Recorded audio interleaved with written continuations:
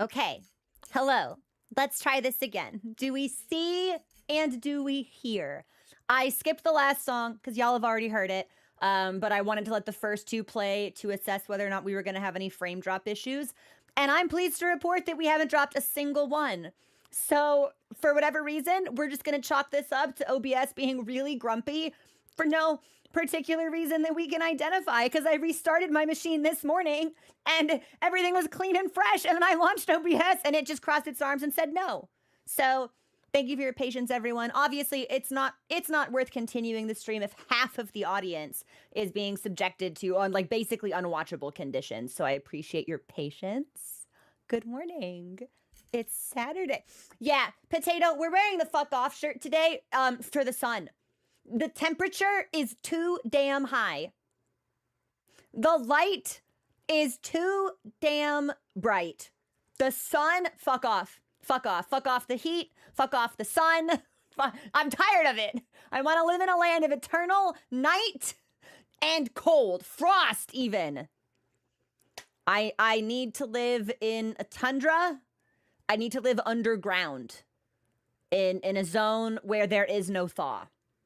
That would be ideal for me. But it is a little vampiric. Yes.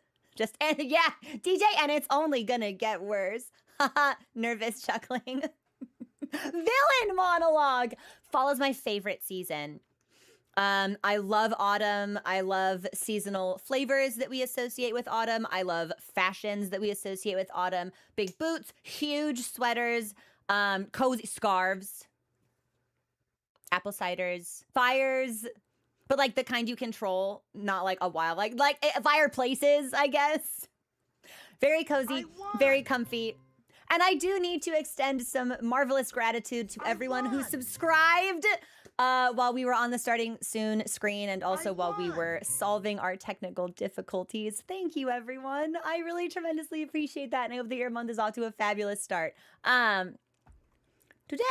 one announcement. In approximately 4 hours, with Twitch subs and YouTube members on the Discord, we will be having a watch party tonight for the movie.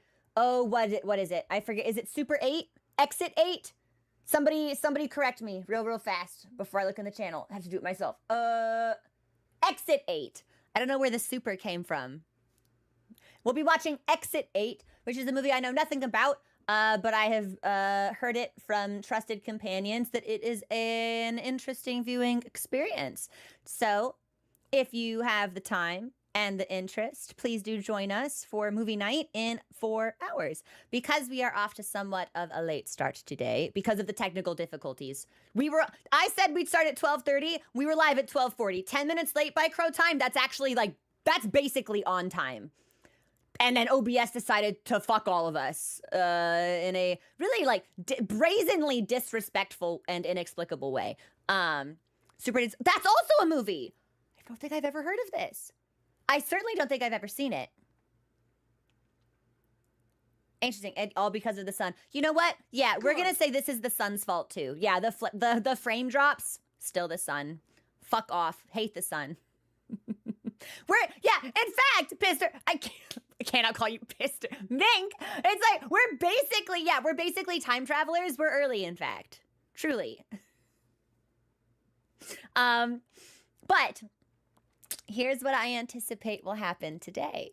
Last week, unexpectedly for me, because I was certainly unprepared for it, we completed Monster Hunter World's high rank experience, which I have tremendously positive opinions about. Guys, I think Monster Hunter is just very good and enjoyable, at its core. I just think it's very well designed. Or IDK, maybe I just like things. Maybe I'm just a liker. You've heard of haters.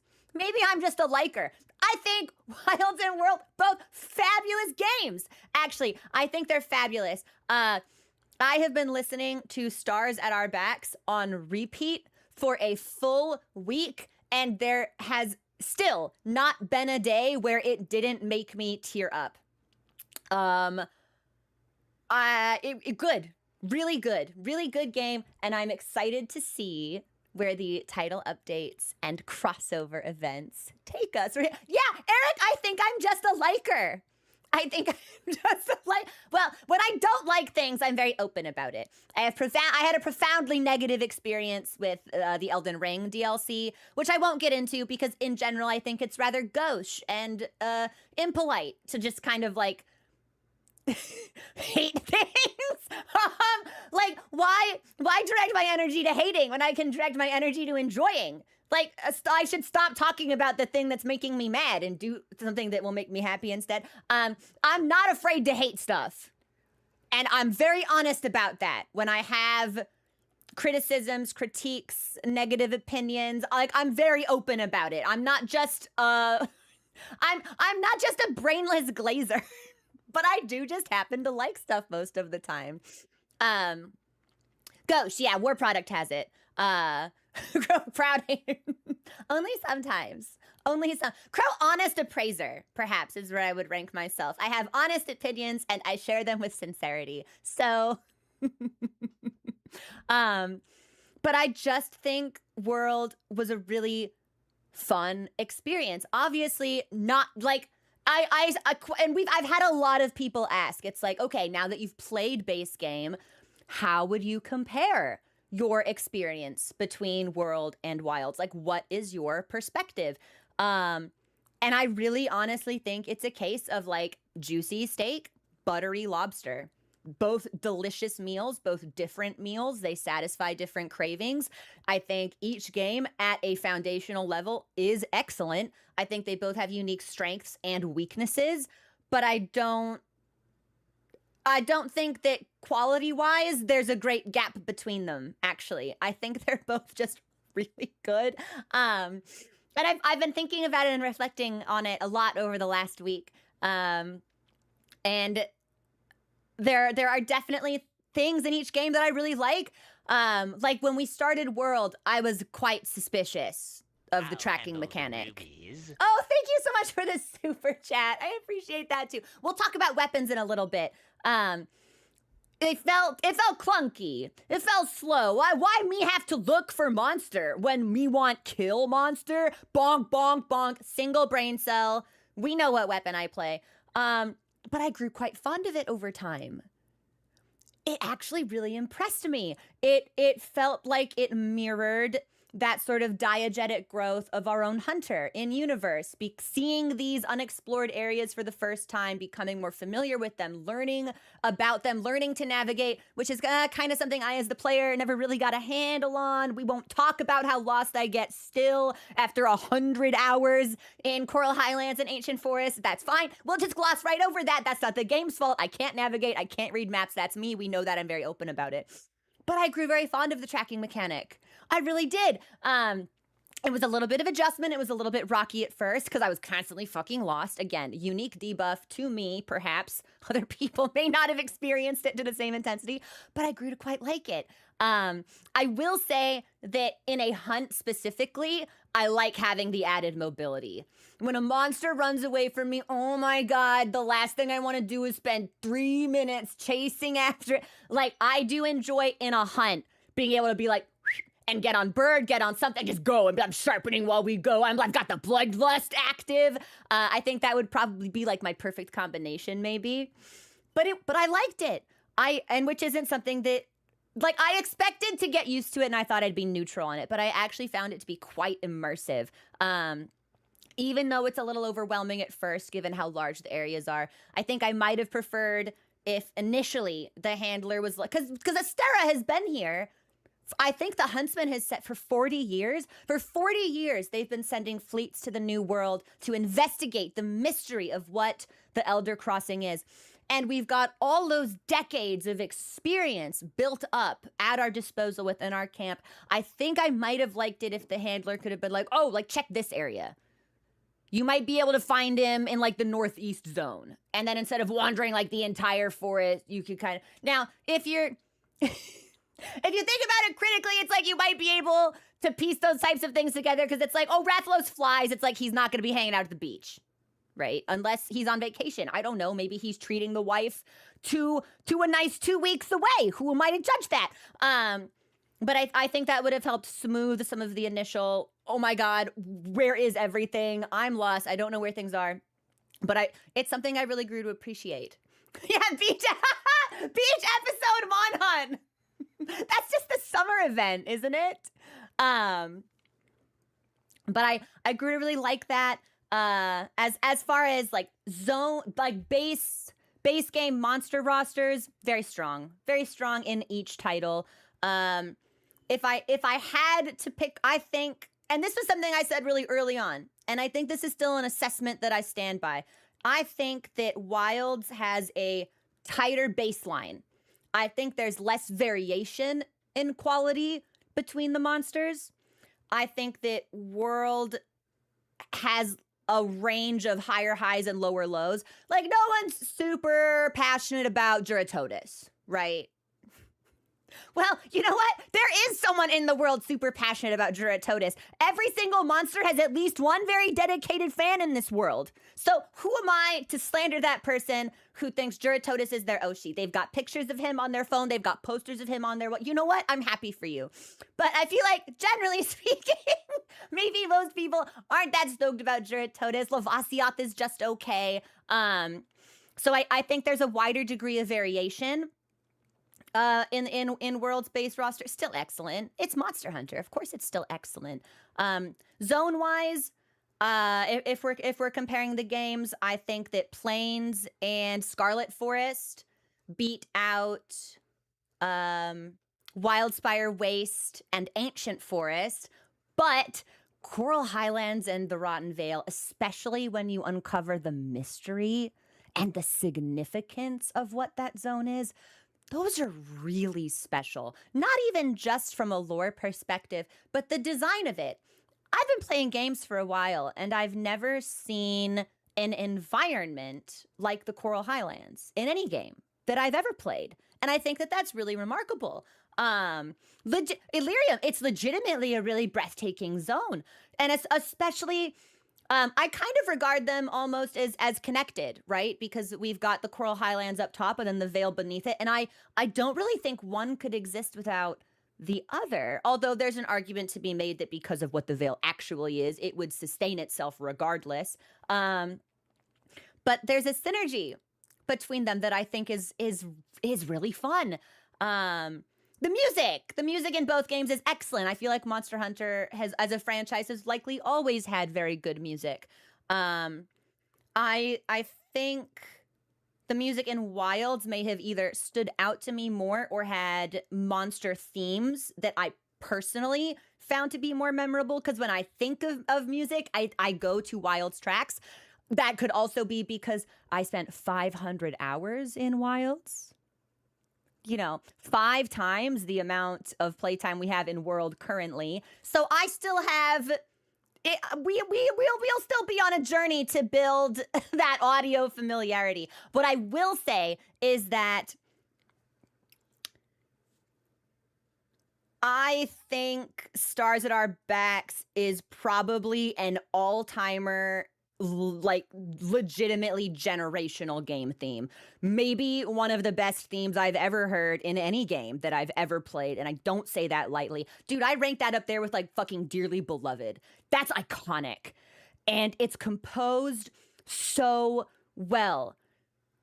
When I think about it, when I hear it, the visuals that accompany that music to me, I see the different members of the fleets on their ships sailing out with like hope and awe and wonder and uncertainty, and all of that banding together, all of that teamwork, all of that communal drive that they have. I really feel like it's a celebration of their triumphs and their determination and persistence. And that resonates with me so powerfully, like so strongly. The games with an element of human connection are always something that I have found to be quite powerful. And the imagery that accompanies Stars at Our Backs when I listen to it is it's unbeatable. It cannot be beat.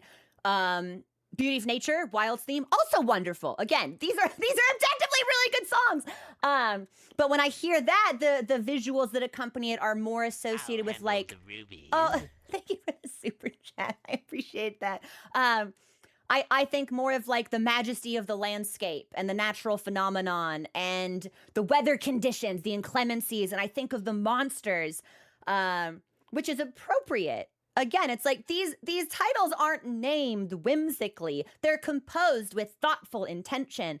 But there's something about the focus on the individual fleets and their camaraderie that I find to be extraordinarily compelling. So I really love that. Theme wise, I think Stars at Our Backs takes the win. Just it's been a really, really wonderful experience. And I also appreciate actually that there are variations and changes between the generations. Because if I just wanted to play the same game over and over again, I'd just play one game. But it's a franchise. So I like that there's a little bit of give and take, a little bit of flexibility, a little bit of like different design choices. At its core, it's always Monster Hunter. But I like that there are differences in like the story, the weapon handling. I like that. I think that's fun.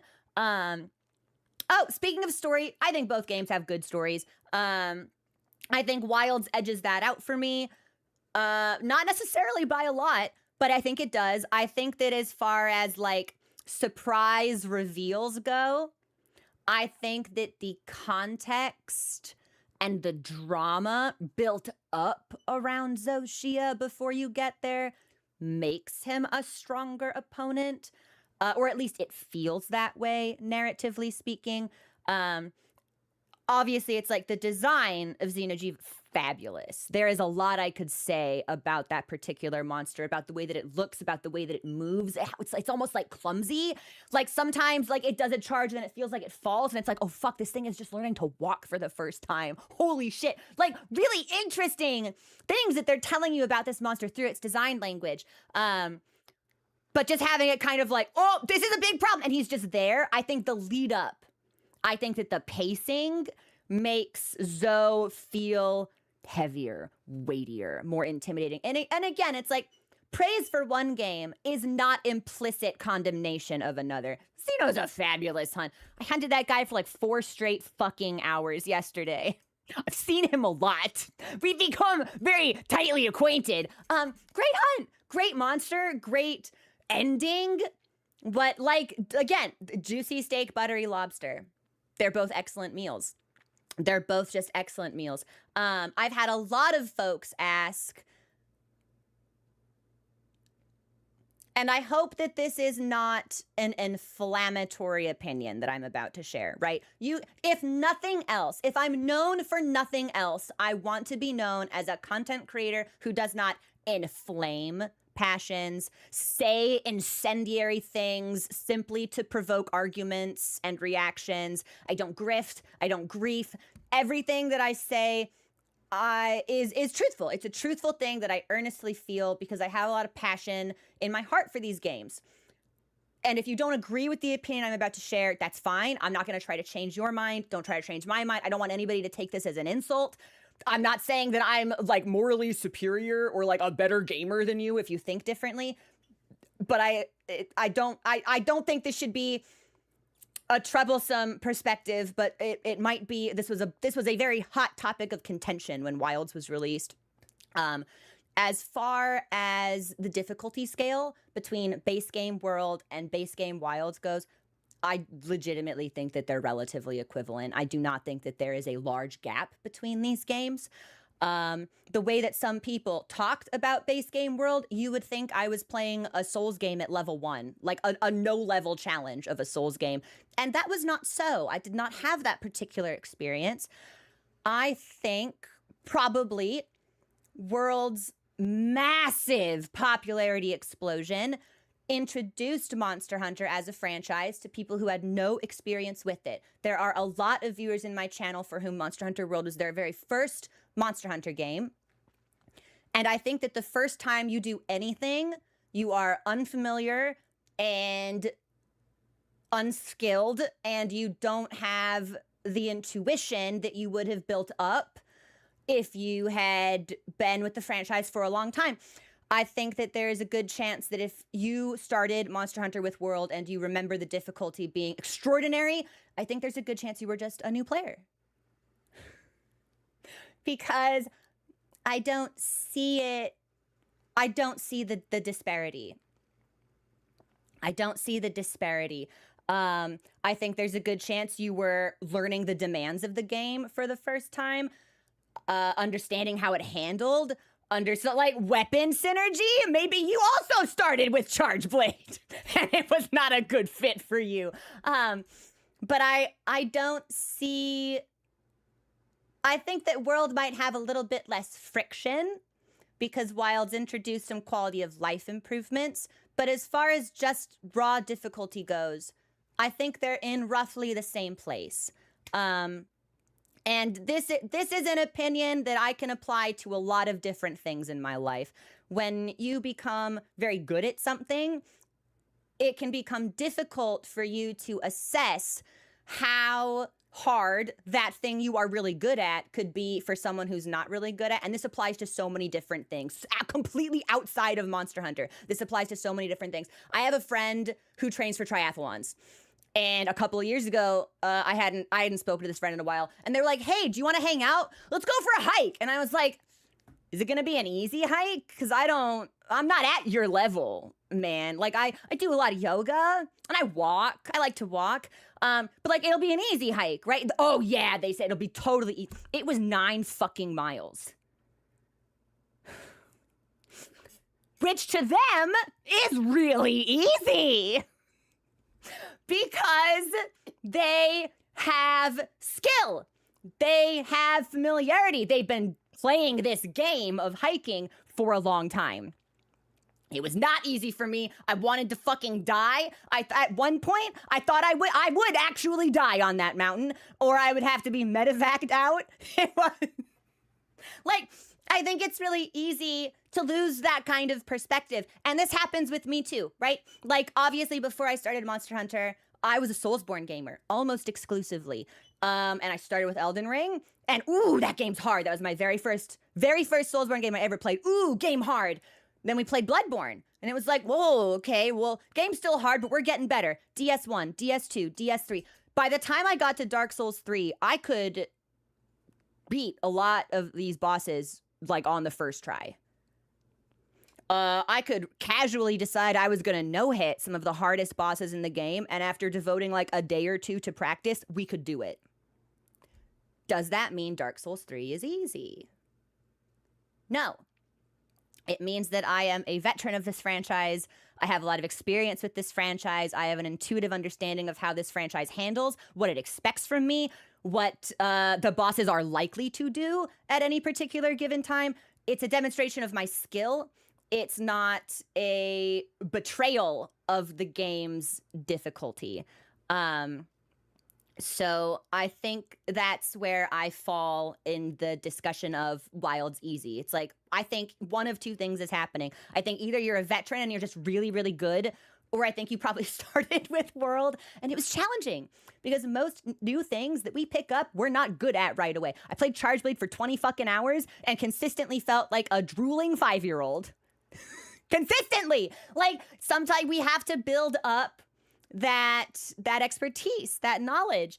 It doesn't come right away. You have to practice to get it. And I think that especially with World's popularity, you know, I look at doing anything for the first time as starting at the bottom of a mountain. Doesn't matter what it is. Are you starting to run after not having run basically ever in your life? Are you learning a hobby? Are you learning to draw? Are you practicing anatomy? Are you picking up a sport? Do you want to learn to be like really good at volleyball or something? What about, you want to sew? You want to bake? You want to get really good at this PvP game or this PvE game? I look at anything as climbing a mountain. And when you do it for the first time, you start at the bottom. So we'll take World as the example since that's what I've been running with, especially since World was so many people's first introduction to this incredible franchise. You start at the bottom, you're in World. Okay, you go through low rank, you go through high rank, you're climbing the mountain. You sit here on this mountain for a little while. You put the grinds in. You grind. Monster Hunter is great. You love it. It's fun. Master rank comes out. It's like, oh, that's hard. Remember, you started down here. But master rank is that you keep climbing the mountain. You keep climbing the mountain. You keep climbing the mountain. You keep climbing the mountain. You reach the end of master rank, the apex of the difficulty ceiling in this game, and you're prepared for it. You've had hundreds of hours of gameplay to learn, and you grind it, because that's what Monster Hunter is. That's what I think that's probably what most endgame Monster Hunter is. It's grinding. And you grind it, and you grind it, and you grind it, and you grind it, and you grind it. And maybe you get busy. Maybe you do all the grinds that you need. You take some time away from the game. Wilds gets announced. Oh my God, Monster Hunter is so good, guys. Remember how good Monster Hunter is? Let's play more Monster Hunter to prepare for the new Monster Hunter. You're back in master rank. Or maybe you started a new save file, but you take all that experience with you and you climb the mountain again. It's easier. You're at the top of the mountain. You're at the top of the mountain. Base game Wilds comes out. You're at the bottom of the mountain again, but you have top of the mountain skill. And you're like, why is this game so fucking easy? You're just good. I think you're just good at it. I think you might just be good at it. I think there's a conversation we have to have with ourselves where after so many hundreds of hours in a game, we might just be good at it. and it will not surprise you to learn. It's my first time observing this conversation in Monster Hunter, of course.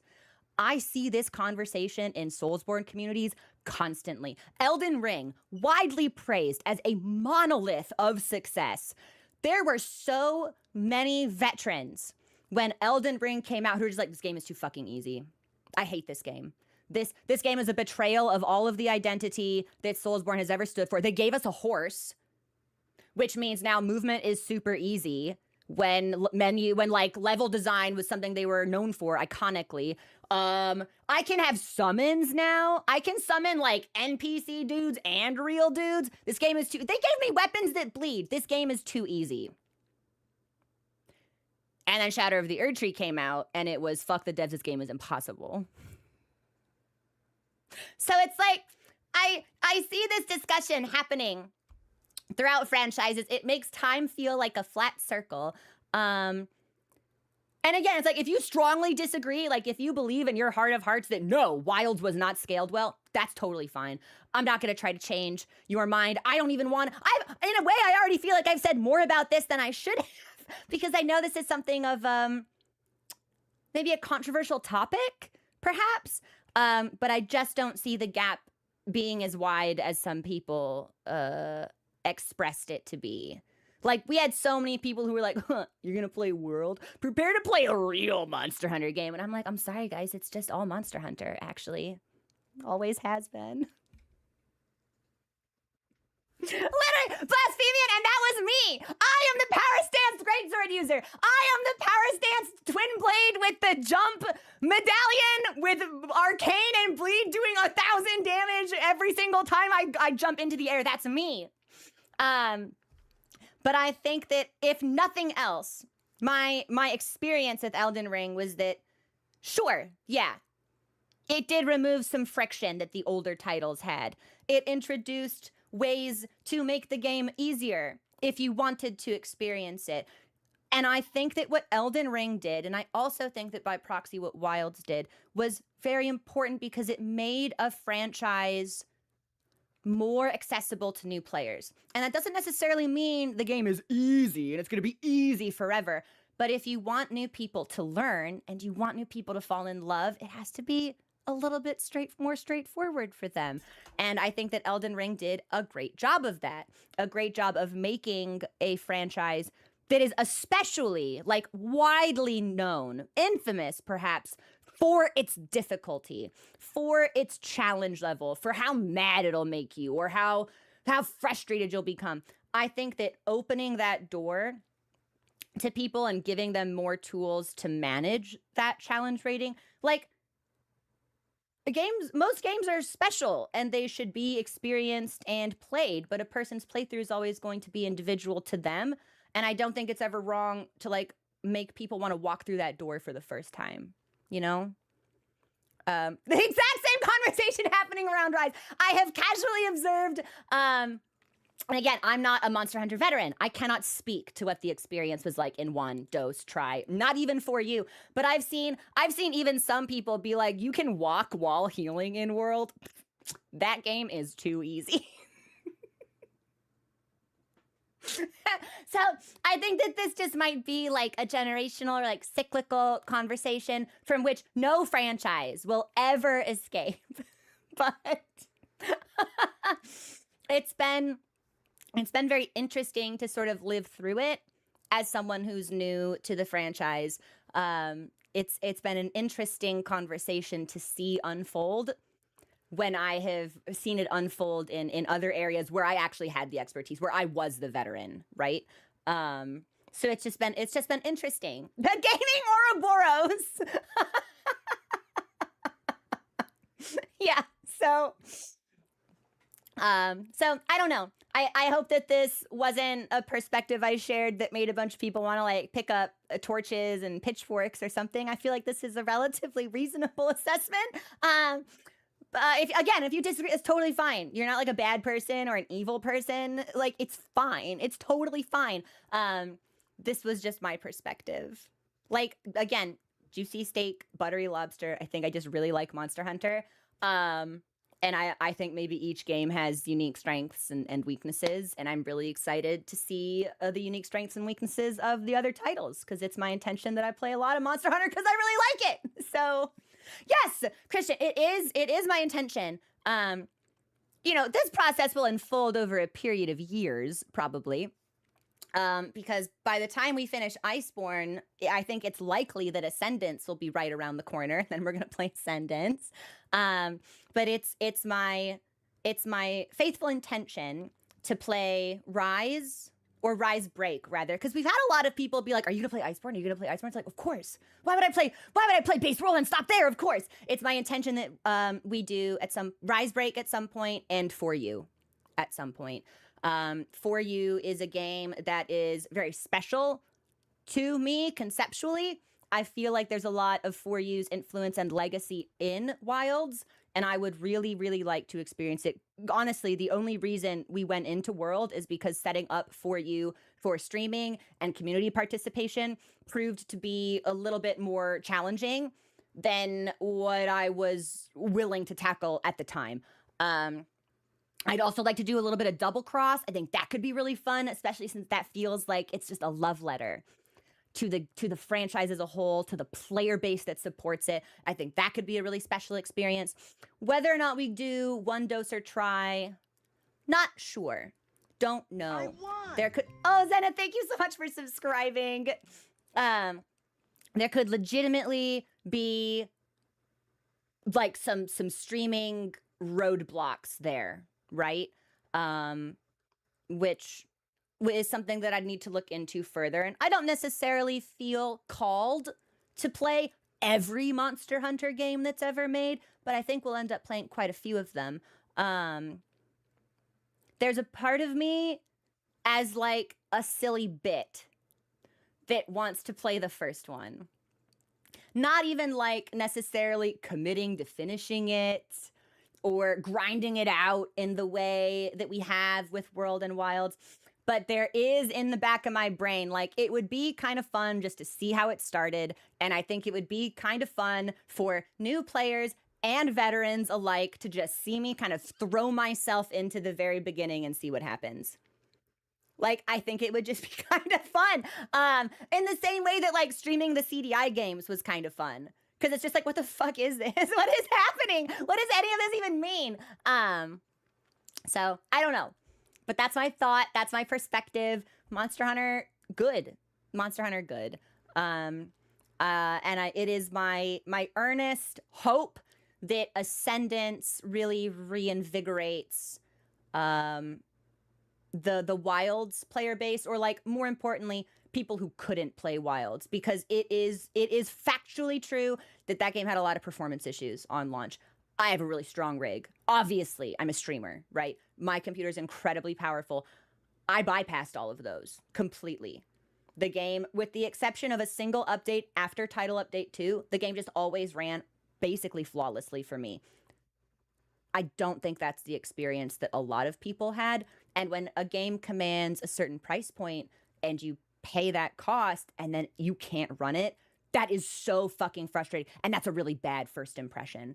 So it's legitimately like my earnest hope and wish that when Ascendance is released, and especially now, if you haven't heard, I think that Wilds, the price has now been slashed dramatically, which I believe is also something that they did for World a little while after World had been released, I think, when they were in development for Iceborne.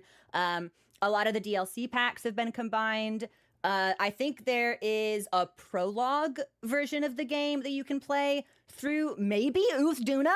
Somebody fact check me on that because I don't know for sure. And then that save file will transfer into the base game if you buy it. It is legitimately my sincere hope that when Ascendance launches, A, it's gorgeous, and I don't think we're going to have a problem with it visually. B, that it runs well, because I do not think 6th gen will survive another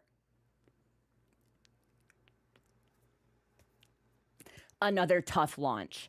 And I hope that it runs well, and that people who tried Wilds a year and a half ago and were like, my computer can't fucking run this, and dropped it, maybe come back, because there have been performance patches. I don't know. I can't speak to this phenomenon for everybody, but when I like something, I want everybody to like that thing. So it's like, I love Wilds. I want everybody to like that thing. And while it's true that Wilds had objective problems on launch, I would really, really, really, really like to see some folks give it a second chance. And I really want to see it run well and look great and be incredible to play and be hard when Master Rank comes out. And I don't even necessarily think that's going to be a problem. I think Master Rank exists in its own separate difficulty scale. And I think it will satisfy a lot of us. Hopefully, you can never satisfy everybody, right? But I think that will prove to be like the scratch to the itch that new players and veterans who crave the challenge feel. So anyway, that was... I won! Well, the other things I don't have enough space. Yeah, as games have gotten more expensive and as their visual parity, I think is the right word, the word that I want to use here, has increased, they've also just gotten larger. Actually, hold on. This is that's a great reminder. How much space do I have on my hard drive right now? I always forget to look, and then it causes problems. Woohoo! Okay, 171. That's pretty good. Usually I forget to check, and I go to look, and my computer is like, you have 50 megabytes of free space left. Your hard drive is on life support. So that's good. But it's like, it's a frustration that I have with modern gaming, right? Because it's like, I don't feel like I need to have terabytes and terabytes and terabytes worth of hard drives to be able to install like 4 or 5 or 6 games. And especially in conjunction with how expensive they've become and with how expensive hardware is going to be as we navigate the next few years. And consoles, that price has gone up and ain't coming back down. It'll be an interesting period for gaming and the industry as a whole, which is sort of broadening my scope beyond Monster Hunter a little bit. But I can't help but wonder where it's going to go from here, because it's going to reach a point where the average consumer doesn't have the disposable income to keep up with all of this and doesn't have a rig strong enough to run this kind of stuff well immediately. And I think that'll put us all in an interesting position. So, I don't know. Anyway, all this to say, I did not fucking mean to yap at you for like almost 1 straight hour about how good I think World and Wilds both are. But it certainly turned into that. I just think they're good. I just think they're both really good games. Different strengths, different weaknesses, but not so far apart in quality or difficulty. And of course, this can be a perspective that we revisit now that we're post high rank, right? As we get into the title updates and we see those monsters, those crossover events, we can do a little bit of comparison. But they're good games, Brent. I won! Thank you. And thank you so much, everyone, for your subscriptions and your follows and super chats. So I've just been like, blah, blah, blah, blah, blah, blah, blah, blah, blah. Yeah, they call me blah, blah, munist, actually. Gap munist, in fact. So, games are good. Yeah, controversial opinion. Games are good and I like to play them. So shoot, I think there might have been one more. Oh, yes. As some of you know, I was extremely fortunate. And when the Monster Hunter Orchestra made their debut performance in North America last year, I was able to travel there to attend. And there were so many tracks there that they played. It was because I think last year it couldn't have been surely it hasn't been. I'll handle the was it the 25th anniversary? Because it was 1 year after Wilds, but they also played many tracks from some of the previous games as well. It felt like a really comprehensive celebration of everything that Monster Hunter is. 20th. It was 20th. Okay. Also, thanks for the super chats. You enjoy the streams? Blah, blah, thanks, Mink. 20th was 2024. Okay, then maybe it was like the 20th anniversary performance and it just took them a couple years to get to the United States. Not sure. We can fact check that later. Don't let me misinform you. But obviously they played some tracks that I wasn't familiar with. And I had a good time. But it was my tremendous treat being able to revisit the official recording of the orchestra and be able to listen to Stars at Our Backs. I know what that is now. I recognize that song. Basil's theme. Oh my gosh. It was a real treat. So a year and a half after the orchestra, I'm still reaping those benefits. I'm still having a good time. They also played Pickle, but I can't listen to Pickle yet because we haven't hunted Pickle. Pickle's hunted us. We've seen him. We've heard him. But we haven't slaughtered him. So I don't feel as if I've earned the right to that track yet. But I think after this weekend, things are going to change. So, yes, Vale, it's, I have a tremendous amount of respect for the sound design team at Capcom specifically. And I feel like the compositions for Monster Hunter have been so impressive to me. And it was very impressive to me as a new player in Wilds when we would be introduced to a monster from one of the older gens. Logi is a huge standout for this. Gore also, but Logi's even older. And I was like, dude, this theme fucks. Like, did they make a new one for this game? Or is this basically the theme that he's always had? And people were like, this is basically the theme that he's always had. And that's amazing to me because that demonstrates such a legacy of quality and dedication. I don't know, man. I don't know. I like games. I like Monster Hunter. I like music. I like hunting with my friends. I like Palicos. Oh my god, I love Palicos so much. It's good. It's good. And I have never felt happier or more grateful that I can share all of this passion and joy and enthusiasm with y'all. So, I don't know. Makes me emotional. Yeah, I just feel very warm in my heart that we're all here together. So, all right. Is it International Cat Day? We'll have to give IRL Mochi and Palico Mochi. Palicrochi? Palicochi. Good enough. An extra treat. An extra kiss. We'll be smooching those cats. Okay. Here's what I think is going to happen. Okay. Let's get into the game. And I imagine we're going to get a bunch of ding, ding, ding, ding, ding, ding, ding, ding, ding notifications right off the bat. The game wants me to talk to the huntsman. The game wants me to talk to the serious handler. The game is trying to tell me about golden tracks. The game wants me to talk to some guy at the gate of Astera. The game probably wants me to talk to like 4 more dudes I don't know about because ding, ding, ding, ding, ding. Like the list just populates. There's like dozens of them. We don't have any optional quests. Currently incomplete with the exception of the Clutch Claw one. There might be some optional quests we could pick up just by talking to people, but more importantly, we did not do an NPC sweep last week when we defeated Xeno'jiiva. And I think we should talk to people to get their opinion, to get their response. I'm hoping that if there's someone that's effectively not safe to talk to, they have a different icon over their head. Or maybe what I'll do is I'll briefly confer with the mods. If it's like, oh yeah, you talk to that guy, they put you in the pit. Yeah, that's title update for you, go straight to hell. It's like, okay.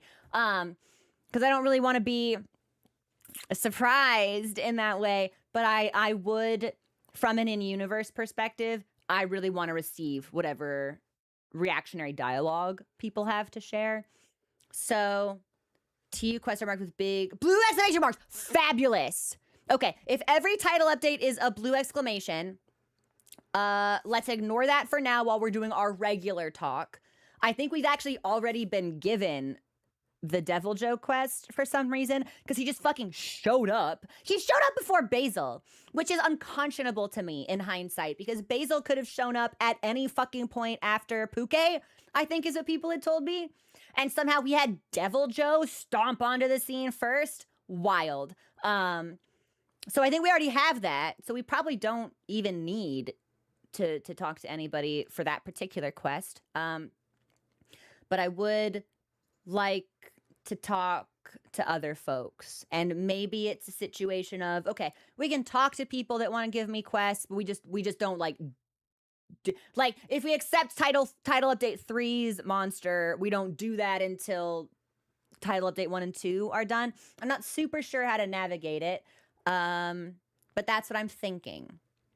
So we'll boot up the game. We'll talk to some people. We'll get their response. We'll see how things have changed for them after the defeat of Xeno'jiiva. We'll swing by the research base as well and talk to them. We'll speak to anybody who it seems like might give us an optional quest. We'll forge some armor. Before, and then I imagine we can probably proceed into title update 1 content. So if you thought I would be hunting like 5 dudes today, that's probably not going to happen, just because I think we'll probably spend at least 40 minutes talking to NPCs, which is not something I'm willing to sacrifice. I would have done it last weekend immediately after Xeno'jiiva's defeat, but I was tired, I was hungry, I was emotional. I wanted to sit with the closing of that chapter before I started a new one, and I'm glad that we did. I think it was good to save the sweep, and I think doing the sweep today will help put us back into that mindset. It'll carry over some of that momentum from last week, which I think will be really rewarding to get a second time. So, and book club.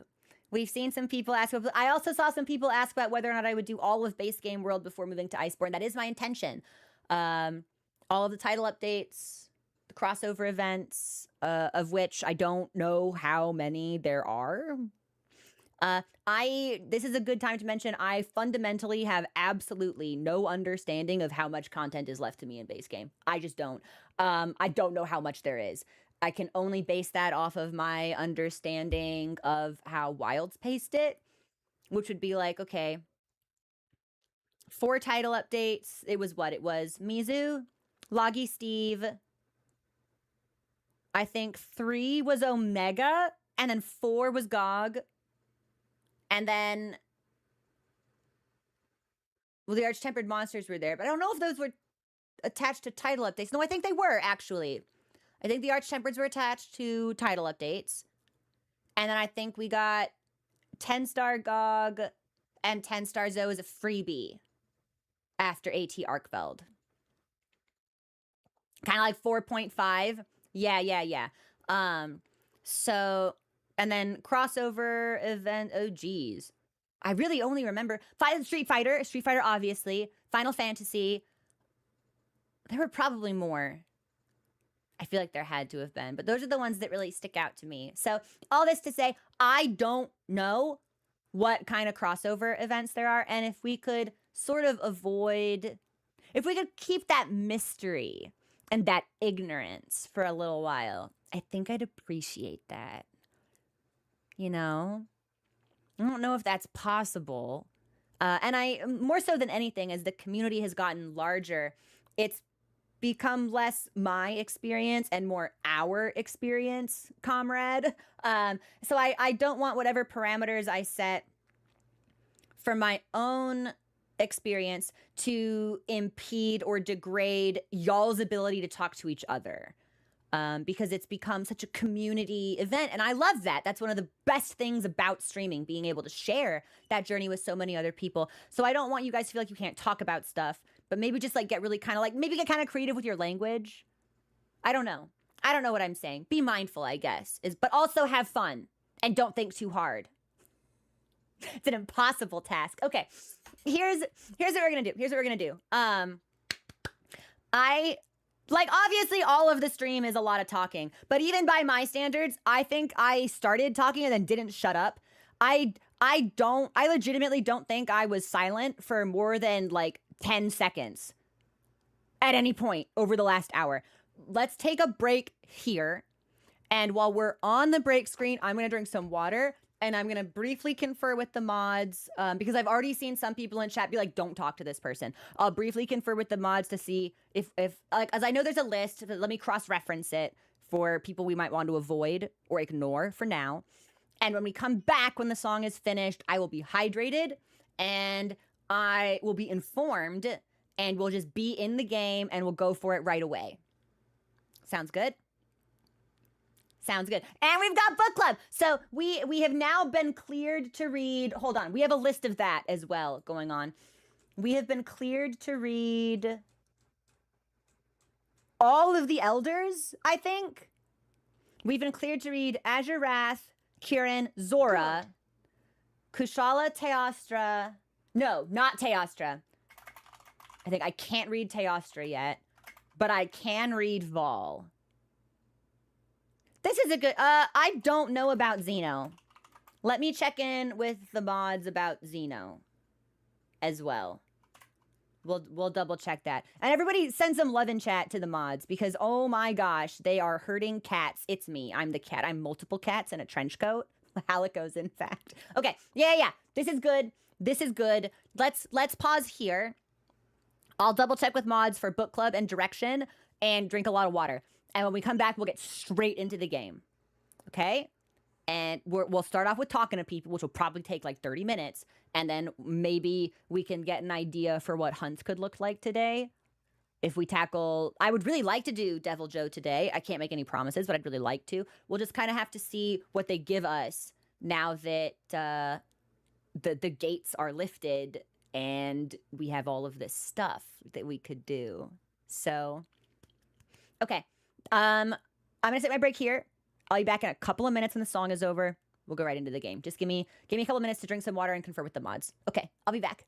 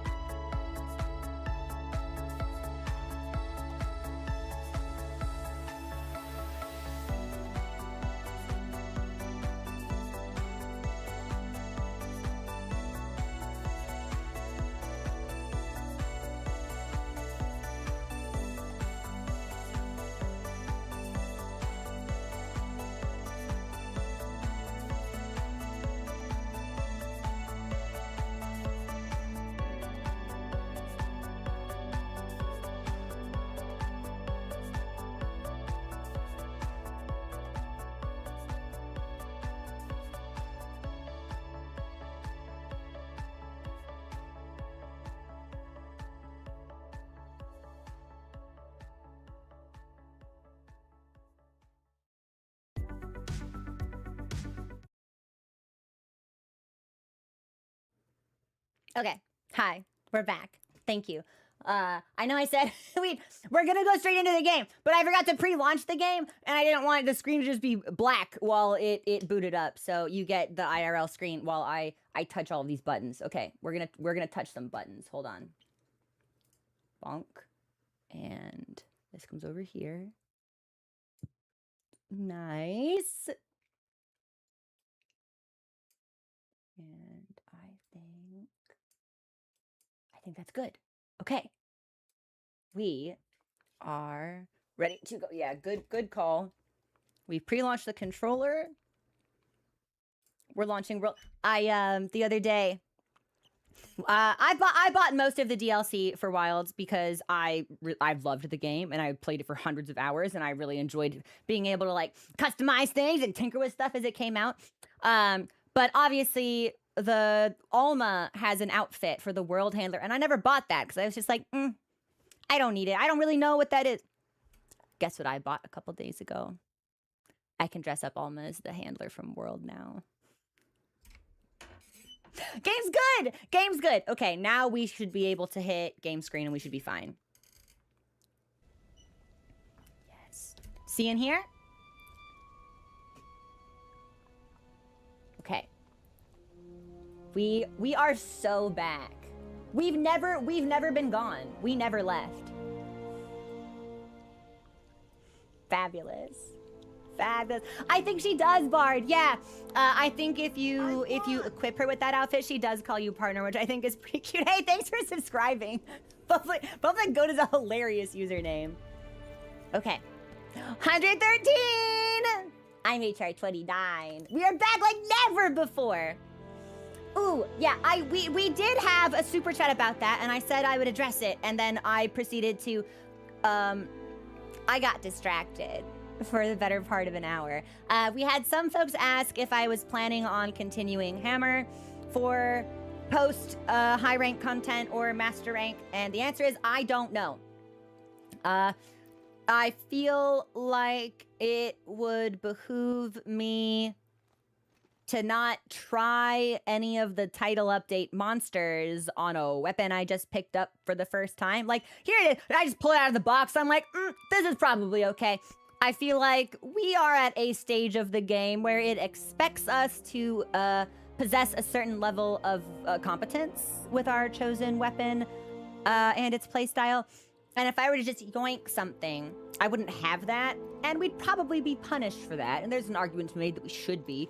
So I think what I'm gonna try to do is when we do community hunts off stream, I think I might try to swap to a couple different weapons to get a feel for them. Which makes me feel kind of bad because I know there are people who really like seeing my first experience with a weapon. But I don't really need to like my grinds are really comprehensive.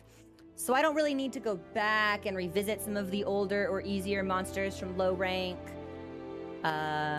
So the answer is I would like to try Lance, and I would like to revisit Chargeblade if I can practice my guard points off stream. I don't know if we'll see that initial learning process live or not, but it is my intention that I at least try a couple more. Yeah. Oh, this is really exciting. This is really exciting. Okay, hang on. I have one more thing to yap about, and then I promise I'll shut up and we'll play the game. Yesterday, during community hunts, I just got home. I was like, all right, let's go. We're gonna get into a world live. I'm gonna do world stuff, world hunts. And I launched world. I joined the lobby. Someone on VC goes, I need Omega in Wilds. It was Gemini. It was moderator Gemini. I go, say less, normal or savage. They're like, what are you feeling? I said savage. Shut world down immediately. Launched Wilds. It's the first time I'd played the game since before we started World, so it's been like at least 2 months. Booted up, into Savage Omega, carded once, we cleared sub 20 minutes. I still got it, baby. I still got it, baby! You know, I didn't lose it! I still got it! It was awesome. And, do you want to know the cherry on top of that tasty cake? I carved a nodule. It was perfect. It was perfect. It was awesome. The adrenaline rush in my body, it was fabulous. We didn't lose it. We didn't lose it. There was one point where I was on dual blades, obviously, because that was my main weapon in Wilds. There was one point where I perfect dodged the lasers back to back, and I was like, hey, did you see me? Did you see me do that? I was right in front of you. Did you see me get my perfect dodges? Like, it felt so good. It felt so good. Man, power clashes are so fucking sick, and offsets are great. I'm telling you, it's good. It's good. Good. Meanwhile, but yeah, and me bailing on the world lobby meant the other people in there doing secret master rank things were free to hunt in peace. And then at the end of the hunt, or at the end of the night rather, the lobby had grown quite small, obviously. Some people were going to bed. Some people, I think this was Ennis, had like gone to bed and then woke up and people were still hunting. But Dapper had signed up for a quest, and there's like 4 people in the lobby like emoting, like doing a dance or whatever. And all of a sudden Dapper on VC goes, this quest, this investigation is a 15-minute, and I'm not gonna be able to finish it with my gear. Can I get some help? And simultaneously, in perfect sync, like Olympian athletes, at the same time, everyone stopped emoting and ran to the quest counter. And I was just like, that's so quintessentially Monster Hunter for me. Just like, ready to go. Everyone ready to go at a moment's notice to hunt and support. It was fabulous. It was I love this. I fucking love this game, and I love this community. Ugh. Nothing but good times here. Okay, we'll create and we'll make it, yeah, online session only. Nobody's gonna be joining mine, so that's fine. It was so funny. It was so funny. Okay. The field team's gathered at the main gate. Seems like they're getting ready to go out on an expedition in the forest. Okay, so there's a field team. Xeno'jiiva is here. I'm gonna read all of these as they pop up. My cats are back. The tail raiders are back. My botanical box is full. I can craft a whole bunch of shit on my wish list. We're still going through wish list now. We should probably craft some of this stuff. Dude, how is it still going?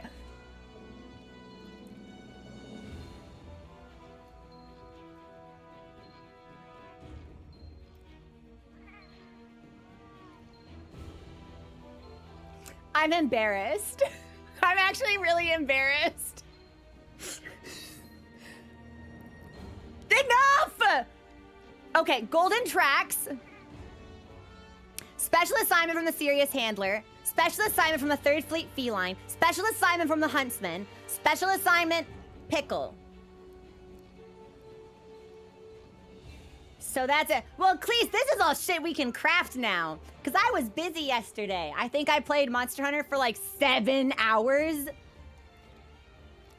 Thankfully, it's now... Oh, does opening chat fast track? I don't know. I should have looked. That's really funny. Okay, so... I bet that's the 3rd Fleet Feline. Because we know that the blue arrow is for title update stuff. So let's ignore that for now. And let's talk to everybody else first. Yeah, we'll start an NPC sweep.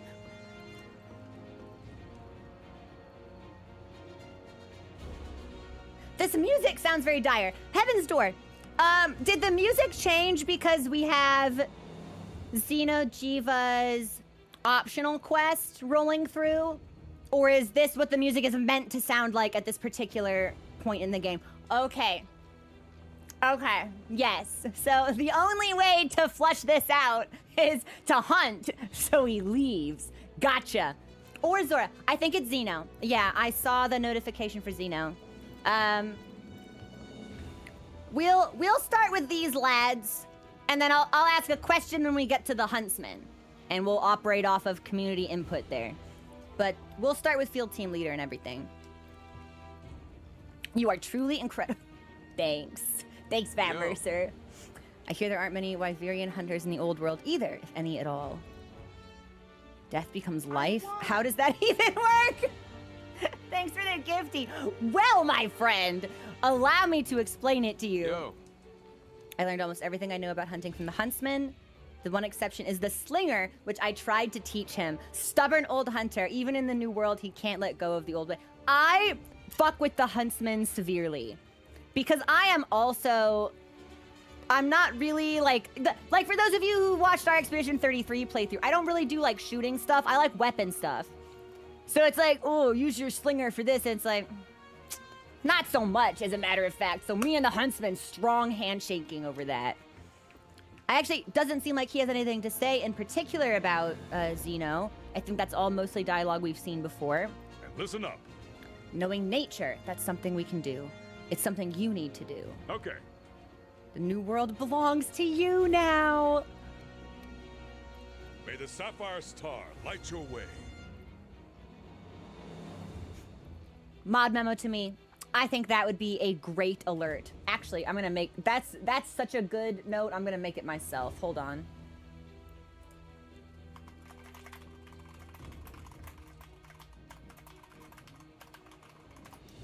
Yeah, that's an all-timer. Ha. I know all about your partner's grandfather. After all, he was a hunter with the first. Oh, later on he retired and returned to the old world. He was like your partner, full of energy and one heck of an appetite. The way that they had spoken about the handler's grandfather almost made me think that he like died in action. So I'm a little surprised to hear that he retired in apparently good health and has returned to the old world accordingly. How are you feeling? Don't overwork yourself. I think we're feeling pretty good. What's wrong? Are you all done with your investigation? Use your time however you see fit. Ask your heart for guidance, and it won't lead you astray. Okay, yeah, we're definitely good. Doesn't really seem like he has any unique dialogue. So this is going to be kind of like a question for y'all. I feel like we should not speak to individuals with blue exclamation marks. There are two different ways we could go about it. We could ignore them entirely until their time in the pipeline has come. Or we can talk to them all now and get all the quests and just sort of like leave them in our backlog. No, I don't like that. I think we should ignore them entirely. I feel like it's better for pacing because otherwise I'm going to pick it up and then we'll get to it in like 2 or 3 weeks and I'll be like, what is this? I don't really know. Yeah, I think let's ignore them. I was talking about it out loud. I was giving it to you guys as an option, but then I made up my mind after I said... like, just by talking about it, so we can just sort of, like, tyrannically decree. Yeah, we'll ignore that, lad. Is the excitable A-lister in here? No! That's a shame. Well, my cats are back. We'll send the cats out at the research base. And then we can see the cutscenes. Good. Having a The field special team's gathered assignment at the main also gate. sometimes changes Seems other... like they're getting ready to Treasure, go out on great an point. expedition in the forest. Thanks, handler. This is gonna be our new... Hey! She's always gonna be wanting me to go on a special expedition in the forest. Here's Poogie. Good. Thanks for the follows, everybody. I appreciate it. Ooh, I hit the wrong button at first, and I thought for sure he'd be mad at me. But Poogie displayed grace and mercy. There is a tenderness in his porcine heart, and he extended that towards me in a magnificent demonstration of benevolence. Thank you, Poogie. Working hard, you know it. Apple enthusiast? Hello? Where's Funforth? My life's not complete until I've spoken to Funforth. Funforth! Hello. Being a good handler isn't just about smarts. You also need to be ready to act quickly. That's one reason why I keep my bod in perfect shape. Oh yeah, Funforth? What's the other? What's the other reason? I'm fucking obsessed with this guy.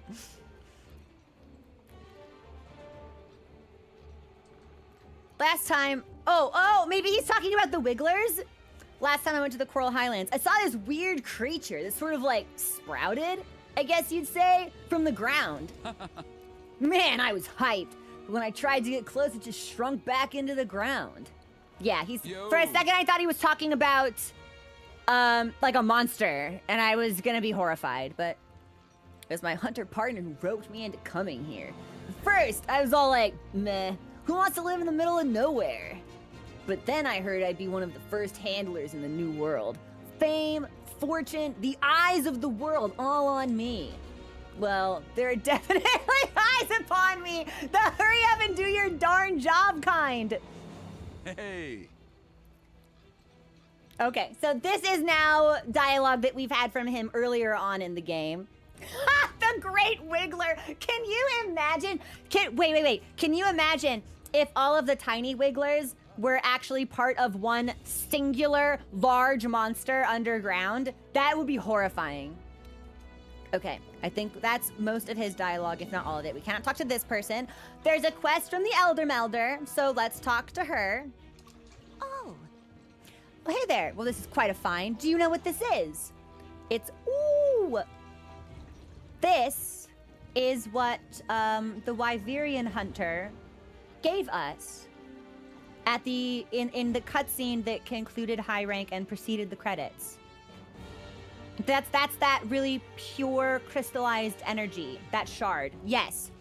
It's called a streamstone, but ooh, this is incredible. Simply fascinating.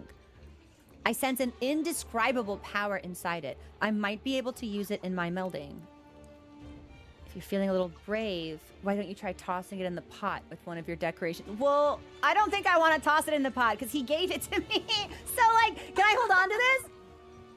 Just keep in mind that I don't have the faintest idea what kind of decoration will pop out in the end. So don't be disappointed. What can I meld for you? Sapphire Star. It's gonna take me probably a couple of streams to get used to that. I got emotional at the end of last week's stream when the Smithy called us that. I thought maybe that would just be like a cute pet name he gave us. But if this is now like a widespread nickname or epithet, it's gonna take me a bit. First Wyverian ritual. Use the knowledge of the first Wyverian. Oh! Okay. So this is using a Streamstone shard, which we have one of, which leads me to believe that we'll probably get more. So this, it serves as both like a cool souvenir and also the introduction of what appears to be a new in-game mechanic for melding. That's kind of fun. I don't want coral concoction. Strange stream.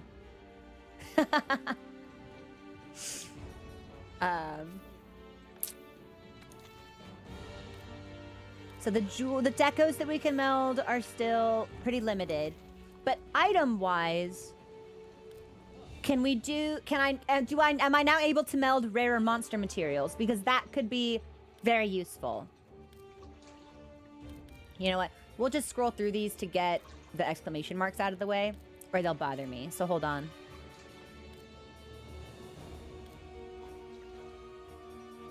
Like, if I could get an Odogaron plate, that'd be fabulous. Because I need 4 of those for some baffling reason.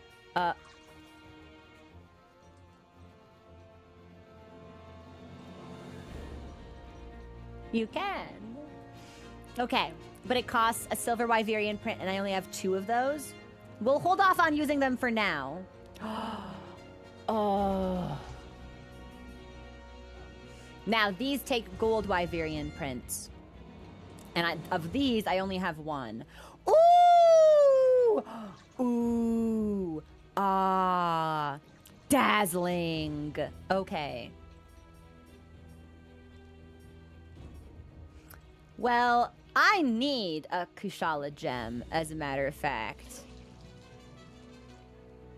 There's still 2 pages left? No, I'm not gonna look at that stuff. There were some words there I didn't recognize. I'm not gonna look at that stuff. Let's continue the sweep. Hey, oh, we didn't talk to you. Hey. Haha. Astaire is already a spectacular place, but the 5th needs to pitch in and make it even better. That's why I'm helping carry the resource. Surprisingly, it doesn't actually seem like a lot of folks are reacting to the discovery and defeat of Xeno'jiiva. You should use first aid meds. Okay. Thanks. We might be able to talk to these lads though. I saw my younger sister for the first time in a while. She gave me one stare and my glasses broke. All right, my Sapphire Stars, let's see those results. Well, we can turn some stuff in at the very least. And maybe accept a couple more.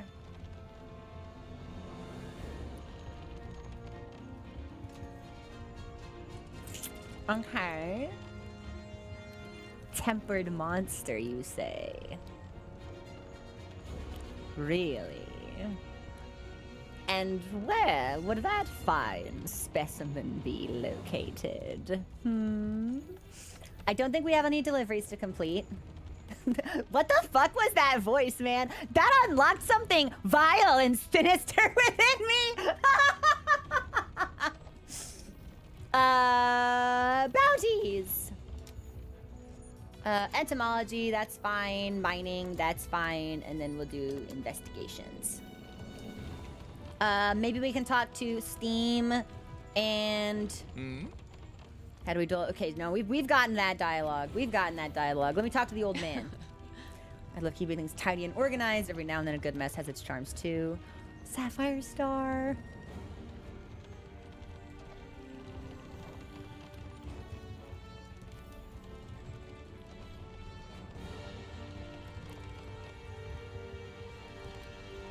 That's gonna get me for a while. I'm sorry.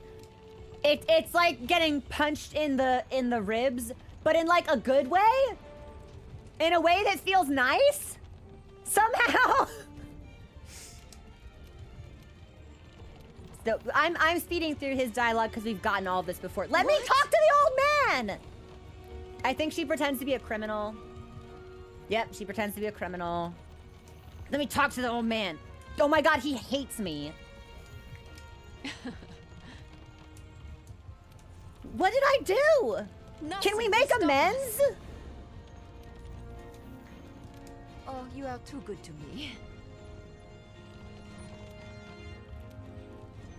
I feel like I'm falling into a gambler's fallacy. Nothing will stop us. Is it even possible to talk to him anymore? Like, does he just become completely untargetable after Xeno for some reason? No one's going to tell me the research is at a halt. I don't stand for that nonsense. Hello, Fiverr. Hello. Dude, I don't think it's possible.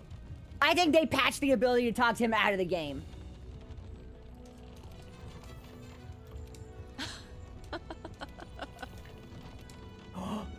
The Commission's first 10 years were spent laying the groundwork. We hardly had a chance to do any actual research. All right, Sapphire Star, let me have it. All right. Literally, more Steam! Let me talk to him! Now, we'll ignore you for now. These, I believe, are the scholars that gave us the Deviljho quest, so we'll talk to them when we get ready to leave. Hello there. Marvelous work researching. For Kamal Keen, do you have my dearest thanks? There used to be a guy over here. Where did he go? Oh. I had an investigation to capture dog. This, by the way, if I'm remembering correctly from last night, is a gold star dog. Dude, gold star dog is gold crown, rather. Gold crown dog is fucking enormous. It's so scary. She's huge. I thought that the differences in size would be, like, relatively imperceptible. Like the kind you might only notice if you were comparing the models right next to each other. Wrong. We rolled up on this guy and went, what the fuck? That's a big dog. They're just huge. Big difference. What do you have to say about him? Oh. These strong, supple limbs. I can picture the Odogaron using them to dash around this way and that. Okay, thanks, man. For a second, it just kind of sounded like you were fucking doing your best to channel Hannibal Lecter, and it was really unsettling. Oh, my word. Just look at those peculiar talons. Look at them! I may never have been able to research these up close without your efforts. You have my profound gratitude, dear hunter. Thank you. All right, so he's kind of a freak. Good for him. Hey, It appears the Odogron has poor vision, but possesses a keen sense of smell. See how its nose is more developed? There's your evidence. Yeah, I want to be able to go over here so I can look at it from a different vantage point, but I think that's blocked off to us. So let's swing by ecological research. Are there nitty-gritty differences between monsters in the old world and the ones here? Well, of course there are. I won. But deep down, they're fundamentally the same. Doesn't matter where they're born or where they finally lay themselves to rest. Hey, thanks for subscribing. I appreciate it. Life is a straight path that we all can't help but follow. So, let's talk monsters. Wow, thank you so much for the super chat. First time seeing you live. I love your World Series and binged it from Monday to yesterday, and now I caught up. You make me wish I could play for the first time and appreciate the game as much as you do. Thank you. Thank you, thank you, thank you. Speaking actually about the World videos, we've got our second installment in the edited World pipeline in progress. I know we have a lot of members of the community who can't watch all of the live streams. It's also really easy to fall behind on live streams. That's why I could never get into like Roll20 or Critical Role rather or anything like that, because it's like, oh, I missed 2 weeks. That's like 10 hours. It's like it's insurmountable. So I'm hoping we'll have that ready to go for you guys shortly, which I think will be exciting. Okay, so what do we got? What do we got? Yeah, show me my field guide. I won. I think we can probably just scroll through here because I think this is just telling me all about their high rank rewards, at least until we get further down the list. Because I think there were monsters in the Elder's Recess that we didn't have enough tracks to see like some interesting things about. But these are all monsters that we've been doing and seeing for a while. So, breakable, several, breakable, Pancrathian. Yep, we're good on Basil. We don't know anything about this lad. I'm sure we'll be revisiting Pickle when we try to prepare for his hunt. Wow, okay, so our research level for Lavasiath is still at 0. Uragon looks good. Azure's at least at 1. These are all of our rewards.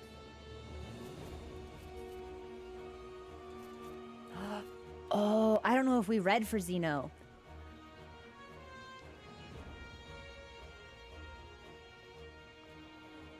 Ooh. Interesting. So we've got research level 4, but we're still researching. I wonder if we'll ever be able to fill this out.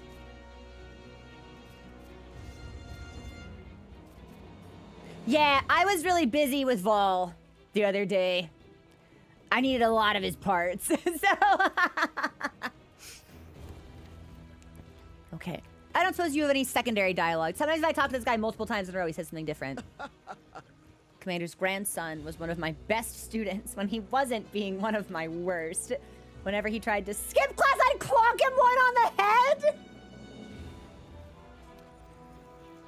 You would beat him with a stick?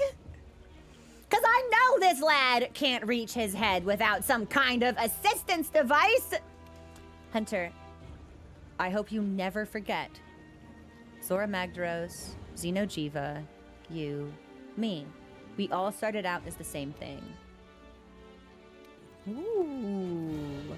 I think I remember him having a line of dialogue about that specifically in relation to Zora, so it's interesting to see that that has expanded.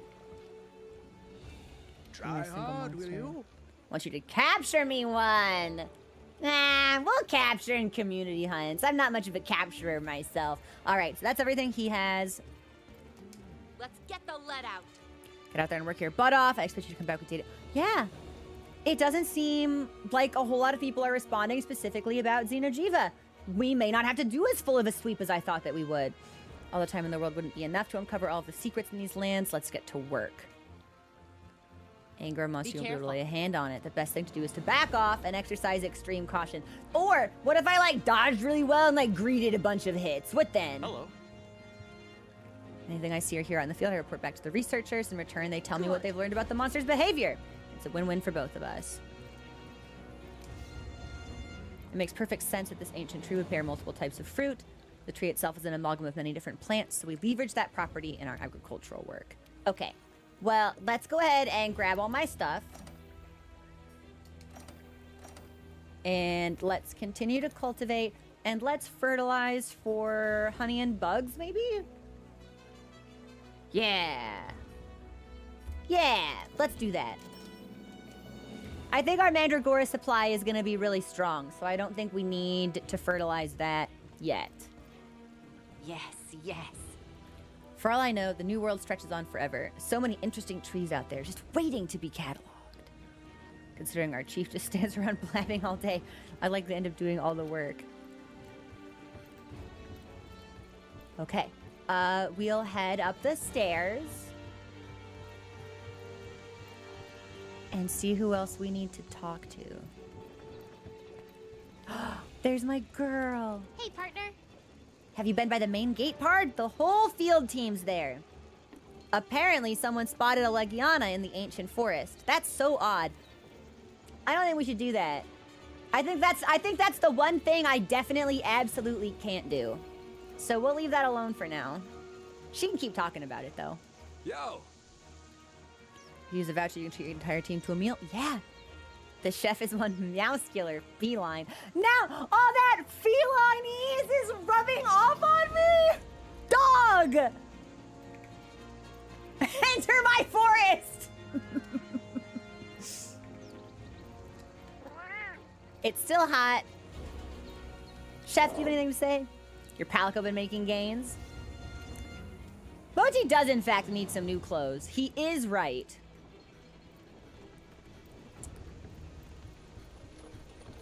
I kind of expected there'd be more optional stuff, but I don't think there is. Hey. I joined the 5th because I heard they were doing some cutting-edge stuff with weapons in the New World. Pun fully intended. Seriously, though, it takes a lot of pluck to break with tradition and try something new in the way that the Commission has. Some might call their willingness to go toe-to-toe with a continent full of angry monsters crazy, but I call it courage. You know, it could be a little bit of both. They're not mutually exclusive. We've seen this dialogue. Sapphire Star, that's us. Okay, we will need to craft some things. I don't want us to craft anything just yet. I want that to be part of our prep for Devil Joe. All right. If it isn't the Sapphire Star, have a look. Take your time. Okay, and I don't think we'll need to buy anything either. So, if that's everyone in Astera, let's pop over to the research base. And there's fewer people there, so that should go a lot faster. It's weird to think how much has changed since I arrived 10 years ago. We can go all sorts of places now, and can even soar through the air. It's like the New World is getting smaller and bigger at the same time. Who wants to go back to the old world now? You won't catch me leaving.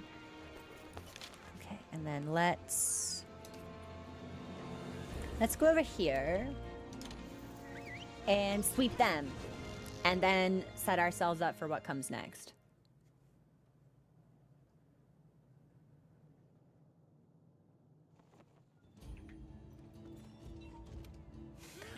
You know what? Actually, while we're here, let's take a bunch of stuff off our wish list so we don't keep getting pings for that. Yeah, we'll talk to this lad. Oh, thank you so much for subscribing. I want to get to the point where whenever people think of the research base, they think of me. Not gonna happen as long as the boss lady's around. He knows. Who can compete with that? Not you. You need something? Yes. Let me take a bunch of shit off my wish list real fast. And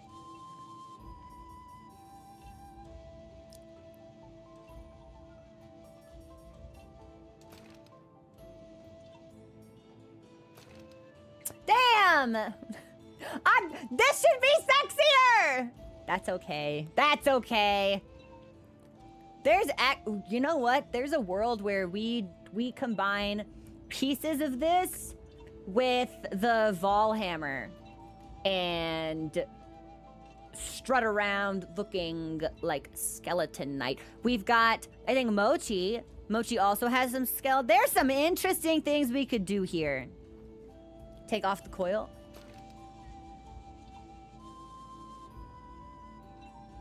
Better. Better. Maybe something with the gloves. This is doable. I can work with this. Yeah, I can work with this. I need bone? Okay, well.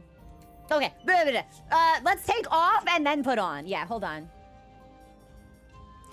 I've been very busy. I've been hunting lots. And Drop, thanks for subscribing. And Vol, you're so right, actually. Death Stench and Vol, the set and the hammer, that would go really fucking hard, I bet. Okay, well, we can make all of this, so. Actually, I do think I need a couple more Vol fangs. But we'll just start here. It's fine.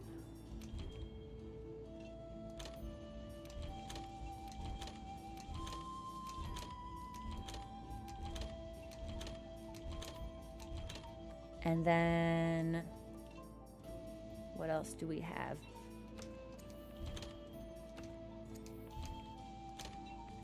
Okay, so everything else, we can't make any of that. But we can make these greaves, so we'll pop this off. Nice! And then I think the only thing that would be on our wish list for us would be weapon stuff.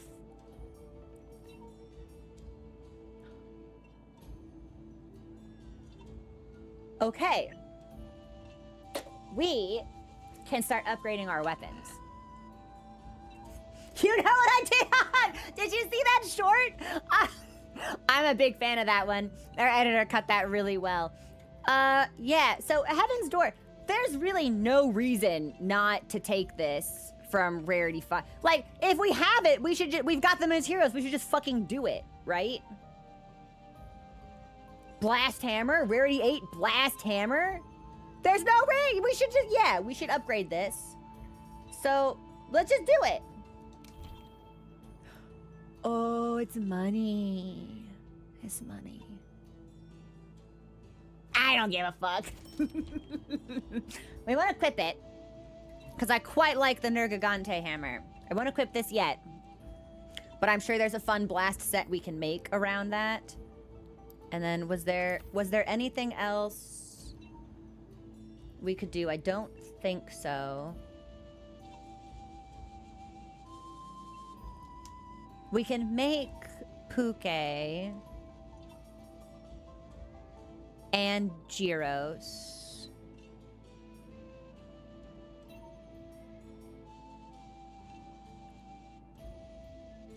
Wait, I should also be able to upgrade Nergigante. Oh my god, can I upgrade Nergigante?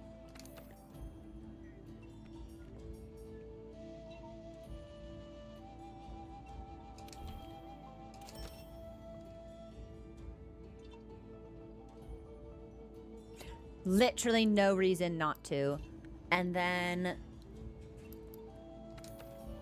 I think it was iron that we needed if we wanted to get into Puke. It says I can't upgrade. Oh, it's because it's 3. So I'd have to roll this one back. Let's roll it back. And then go into, yeah, we'll do the Puke tree. Because I've never really done a weapon with poison. And I think that, one, it's pretty, so it would look good and feel nice to have, and then we can experiment with a different type of status. So I think that would be fun. I won! Yep. No. I'm missing 2 quills. That's tough.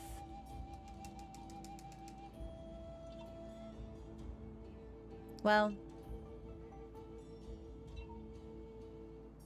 I guess we'll have to go hunt some Puke then. Yeah, that's fine. And then everything else I think is Vol, which we would need to upgrade Fossil Bludgeon for. Okay, I think we can wait on the rest of this, perhaps. I'll Oh! babies. Oh my gosh, why are we getting so many super chats? The advanced Rathian weapons are some of the prettiest in the game. Really? Oh, you know what? Rathian might not have a hammer, so I may not have seen any of those. Diablo Sparrow. Maybe not. Okay. But we'll work with this, and now I can put the Xeno hammer on. Perfect! Okay, pretty good. That was some necessary housekeeping. That was good.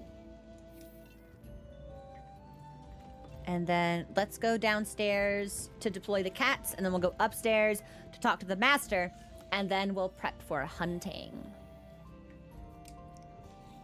My darlings here say they want to pull their own weight. You shouldn't have to do all the exploring and investigating alone. They're my friends. They're my pals. They want to help. Check back on their progress in between your own quests. They might just have a little something to give you. What can I do for you, Sapphire Star? Well, I'll be taking all of this. And then have been able to stop sneezing. Let's deploy.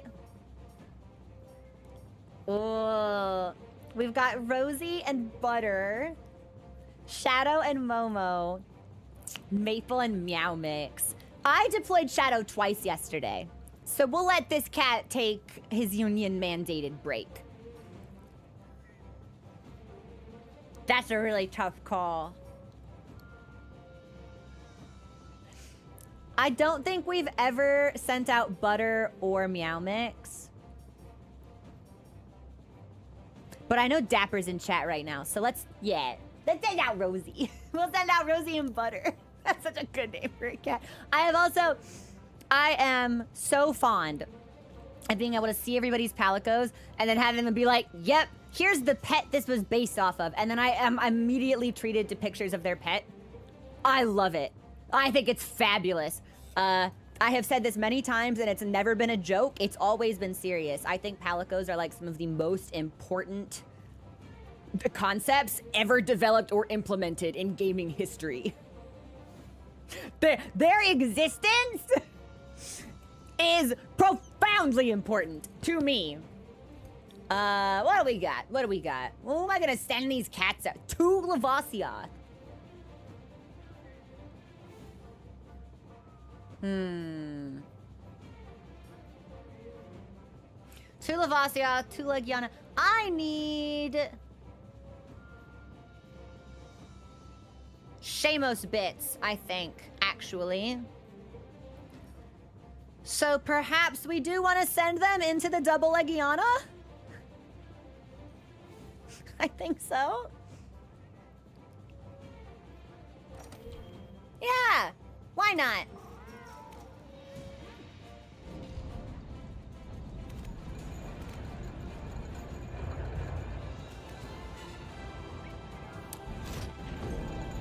There they go! I have faith in them. They're gonna be just fine. They're strong and capable cats. I see. So you can't introduce them with the I remember this. She says it's a skill issue. Look at their little faces, their gestures. That's what I'm always saying about Mochi. I'm always talking about his little face. Okay, speaking of Mochi, that's where he hangs out. I don't think I talked to you, but I don't think you ever really have anything to say. Have you been crafting your own items? Yeah, I have. Thanks. Hey, man, what about you? You gonna be crotchety? We didn't need many supplies. I hopped on the commission ship with just the clothes on my back. Care to have look not crotchety, so that's an improvement.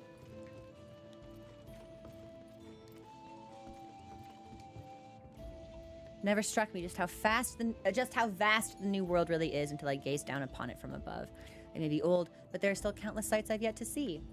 Yep, this is all dialogue we've seen before. So this was largely an unproductive sweep, but you know we had to do it, so. The guild roped me in way back. They were looking for an engineer who could do more than make the same old monster traps. I was just a kid back then, all dreams and blueprints. Me and the smithy boarded the ship like it was gonna take us straight to paradise. I assumed that I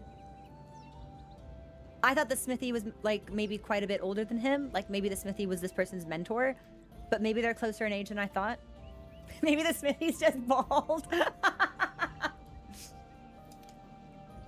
Those were the days. And they miss each other. They are friends. Hello. I'm gonna stay here for a spell. I can't go back.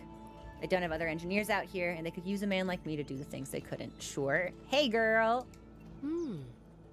Did you see the corpses of dead monsters drop from above into the Vale?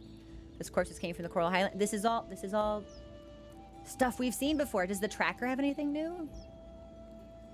How's the eccentric trio? The group of little researchers. I never thanked you. Your work in the Vale helped validate my findings, and meeting you was a whole heap of fun. That girl's grandfather came here with the First Fleet. Naturally, that makes him an old acquaintance. There aren't many of us left here, so we know each other well.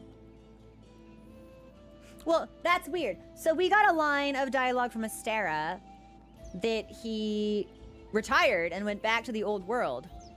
But this dialogue implies he's still here? This is all present tense. There aren't many of us left here, so we know each other well. Is he still here? There's no way he's still here. Surviving? Looking well, I'm pleased to say. Caught up with my old fleet colleagues, first time in a while. The old gang hasn't changed one bit. Perhaps that was the biggest surprise. Surviving? All right, okay, that's everything. I really thought that we would get like a ton of yellow quests, or that there would just be stuff to do, but maybe not. Okay, so here's what I want to do. I think we should talk to the researchers that gave us the title update 1 quest for Pickle, and then Pickle Prep, and then Pickle Hunt. That's what I think we should do. I'm feeling it. I'm feeling it. We'll start from the trade yard. Yeah, let's talk to them and then prep accordingly. I think we'll probably just want raw defense, honestly. I don't think there's going to be any particular elemental resistance that will benefit us in this hunt from what I have seen of this monster. Always against my will, by the way. He just shows up. The field team's gathered at the main gate. Seems like they're getting ready to go out on an expedition in the forest. Nice! So we got all of our dings finished. That's good, too. Oh! It's nothing short of a miracle that you were able to locate that Devil Joe's whereabouts. Hey! The ancient forest has been ruled off limits to everyone except the research team due to the emergence of a Devil Joe. Make sure the deer handler waits at camp. We wouldn't want her to get into any trouble. Alrighty then! He was working for his paycheck. We know a Devil Joe is roaming about in the ancient forest. This is where you come into play. We've posted a quest called the Food Chain Dominator. It's a daunting task, but if anyone in Astera can do it, it's you. All right, let's prep. Do I want tips? Absolutely not. Nah, we're gonna do this the old-fashioned way. With no information whatsoever.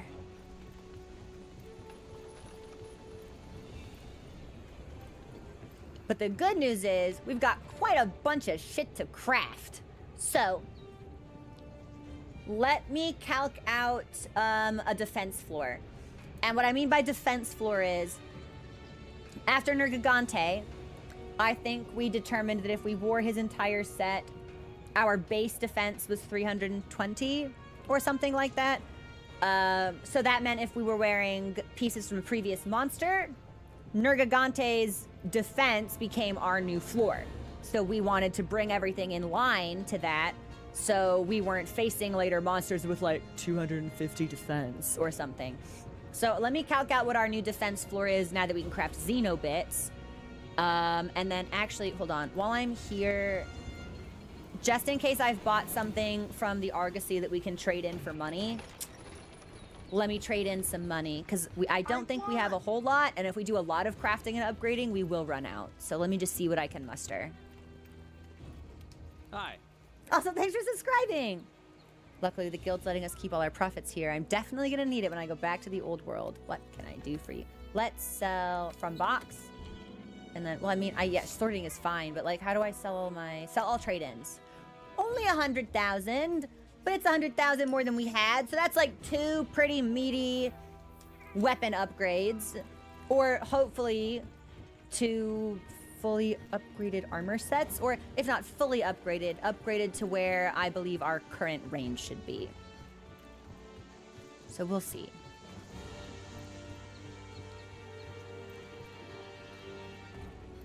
Have I been up here?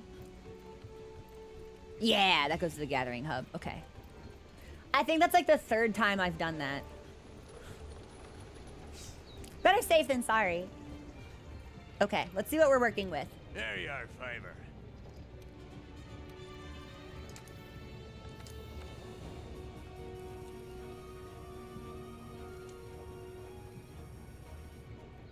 Our new defense floor is 361.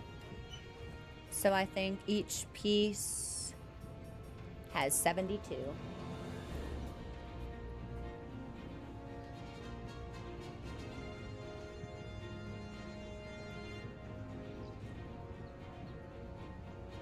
All right.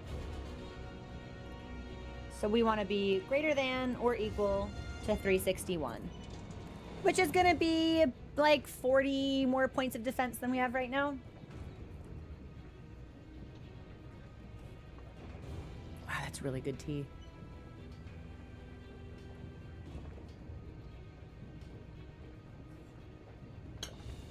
All right, let's get cracking. What would this give us? I don't think we're gonna need blight resistance. We might just want to upgrade the set we've been using, because we get a lot of mileage out of Wex and Slugger and stuff. Divine Blessing comes from the charm. Crit boost comes from the gloves. Right. Power Prolonger won't help us. This may not be super flinch free, however. That could be kind of nice. Because I hate when I'm doing something cool and then a monster like puts their foot near me and I go, Heaven's Door. Would flinch free prevent that, or am I thinking of tremor resistance? Because I still kind of consistently confuse the overlap between some of these skills.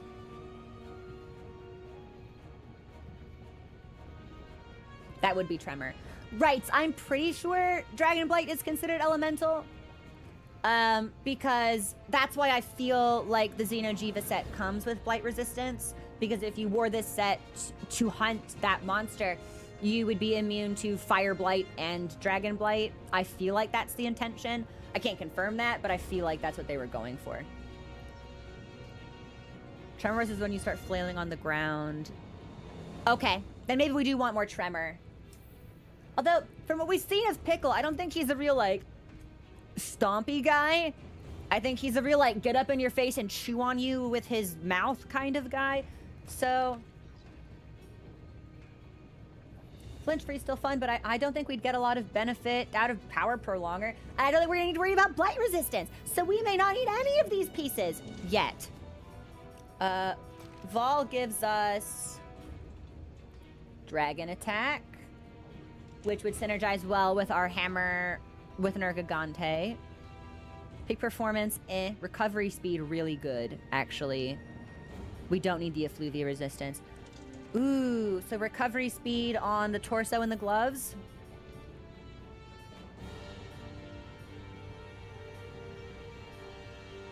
I think we could make the torso. Unfortunately, I really, really strongly prefer the look of the alpha torso.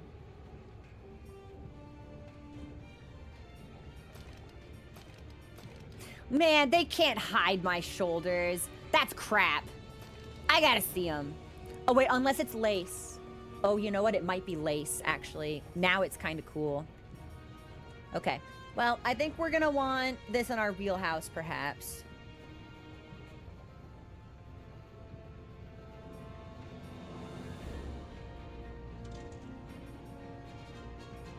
Yeah. You know what? We've got enough to craft them both if I can get a second Odogaron plate. But we'll start with this one. We won't put it on yet, but we'll start with it. And then I think nothing else really stood out to me. I don't think what's gonna end up being the big one, I think, is Teostra, to be honest. Whoops, wrong button. We don't need to worry about sharpness, really. Ice attack, evade extender could be really fun. That could actually be really nice. That's the waist and the greaves.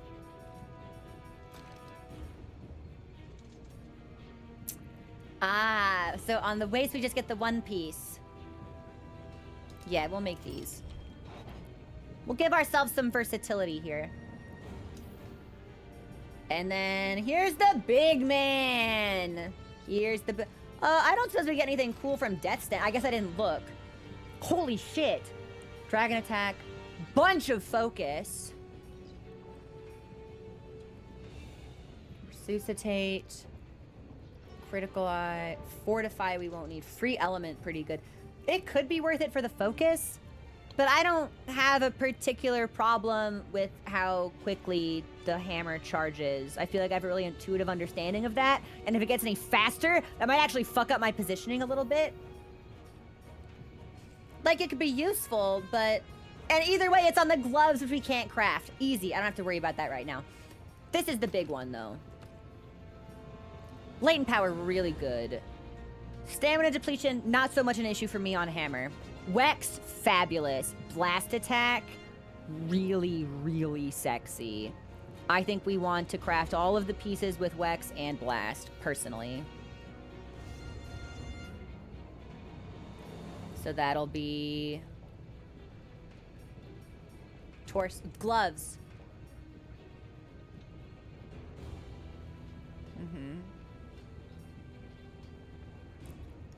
Uh-huh.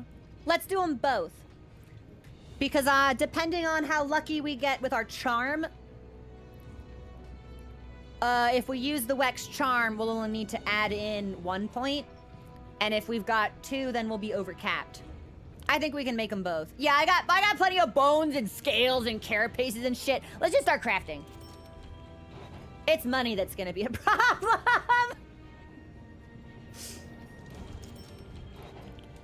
And then let's do the blast attack as well. Because if we switch back to the Zora hammer and incorporate some of the Zora... Like, we can do some really sexy shit with blast, honestly. And that might feel really good.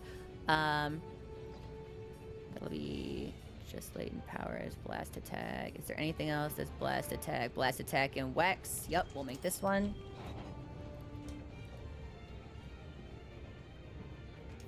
And then... That's just blast.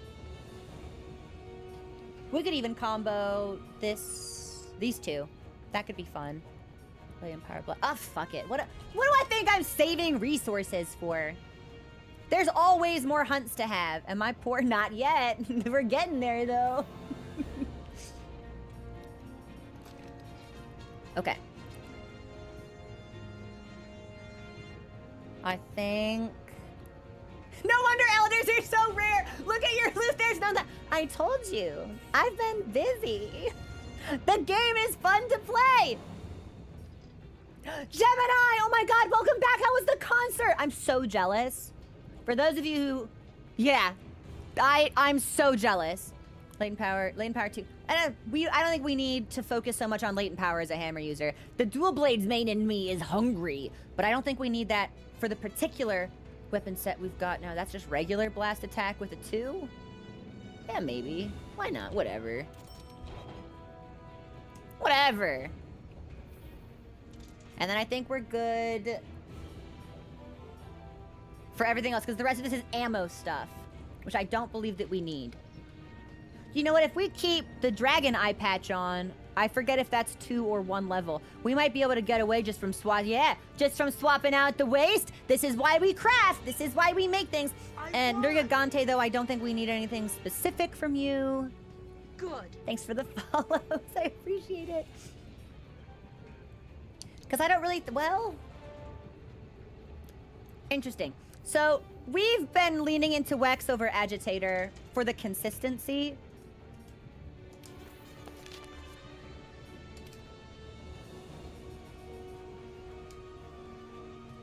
But this Hunter note specifically calls out the enraged condition for Deviljho. When enraged, Deviljho's swollen muscles glow a hellish red. It will start spewing a sweeping dragon element attack. Now, usually if you do dragon, you're weak to dragon. Hold on. Maybe, but not an elder. Not an elder. Disruptive to the ecosystem in the way that an elder dragon can be, but not an elder. So we may not want elder seal here, but we might want dragon. Vol has dragon attack. That could be, we could do all the Vol bits. Okay, so maybe we do want a couple of levels of Agitator, perhaps, but we know that we're gonna want dragon resistance. Maybe dragon attack, question mark? Question mark, question mark, question mark. Deviljho stays on the attack even when wounded. Mm-hmm. Okay.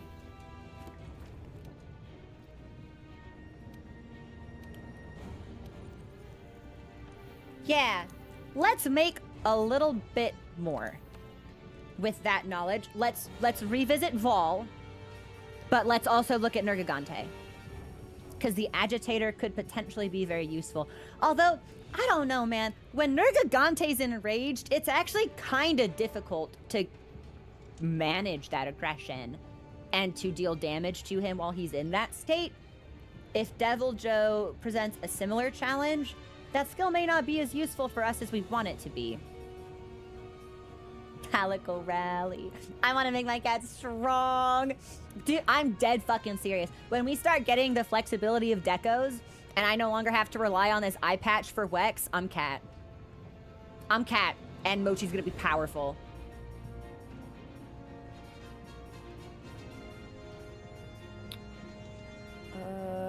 What? Basil has some blast attack as well, actually. It'll come with the earplugs. But we won't need the resistance, and we won't need the draw. Earplugs and Jump Master kind of nice, actually. Hold on. I'm making my way back to Nergigante. I'm making my way downtown. Crafting fast. Armor's pass, and I'm broke now.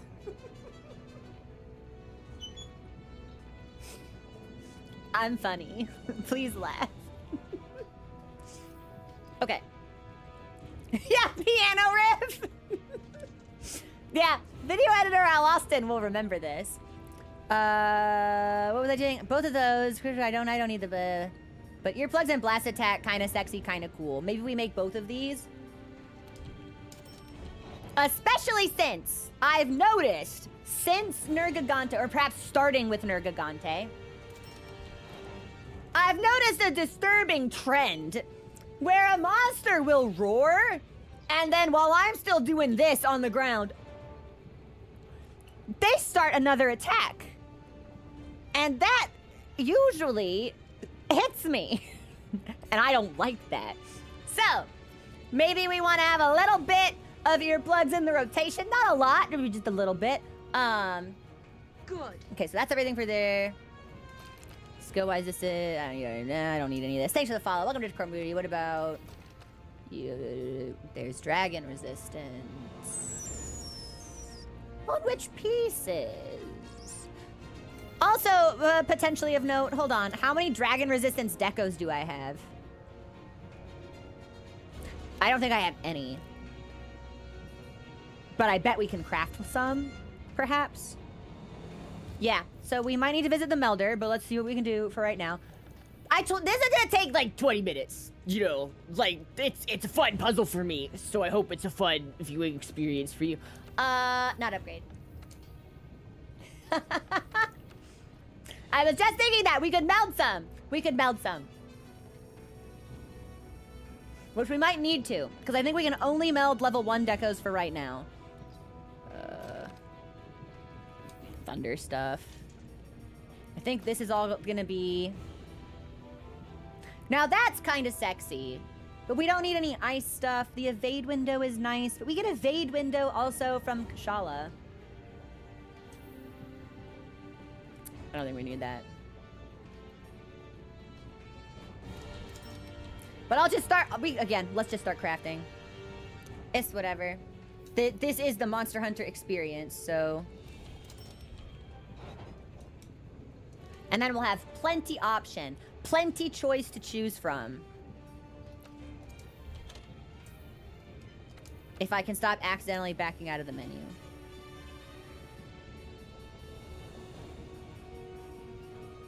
There's nothing we need from dog, I don't think. That's airborne, and evade window. Attack with bird.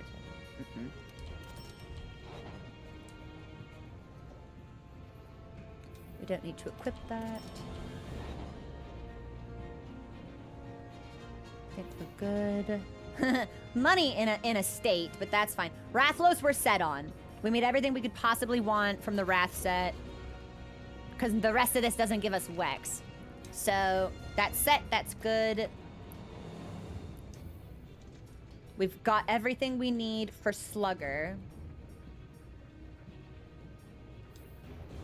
Sorry, I keep accidentally backing out of the menu. And what we can't craft, we'll just have to wish list if we decide that we want it later. But I think that we're good. We did all this, we did all this, we did all this, we did all this. Nergigante. I'm out of gems now. But I don't want maximum might, so that's fine. Stamina surge plus one agitator, very good. 2 agitator. I don't think we'll need the attack boost, so I think we're good with the 2 levels of agitator here. I think that's solid, actually. I don't think we need to worry about any more of that. Okay. And then let's look at Vol for dragon attack / resistance. I think it was Vol. So. We can't make it. But that doesn't mean there's something else we can't make. We don't need the effluvium resistance. Okay. Here's what I'm going to do. Let's check the skills for dragon resistance and dragon attack.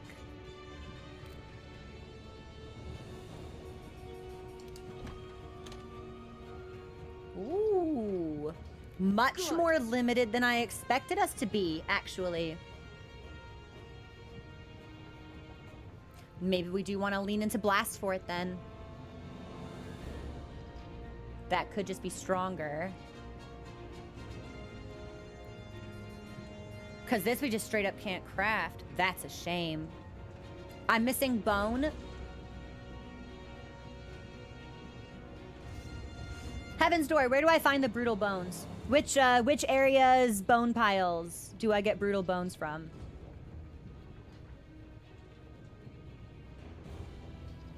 Is it the Veil?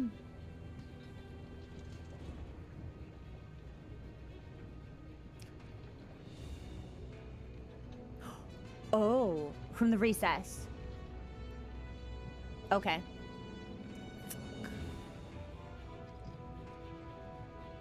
Well, we'll see what we can do without it, but I would like to go into this with 3 levels of dragon resistance. So I may detour us for bones. That shouldn't take too long. It's bones. So that was dragon resistance. What about dragon attack? Significantly more option. Hornitar? No shit. 2 levels on the waist. That's a Fluvia resistance, which we don't need. Handicraft's not a bad option. Focus. That's actually not bad. Fuck it. Yeah. Fuck it, actually. I can only make 1? That's tough. So I do need us to go to the Elder's Recess briefly. Okay. We're gonna go for a nice walk in the recess. Have I put together a gathering set yet? No. But I'll give it like 5 minutes. And if we haven't gotten one, then we'll say that it's not gonna work out. And we'll make do with what we have. But I would feel comfortable if, you know, we could get everything that I want. Thanks for subscribing. Welcome to the community.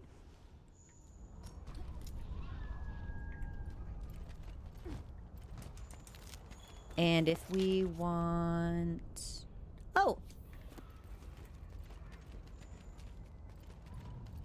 I could have sworn... Piscine researcher?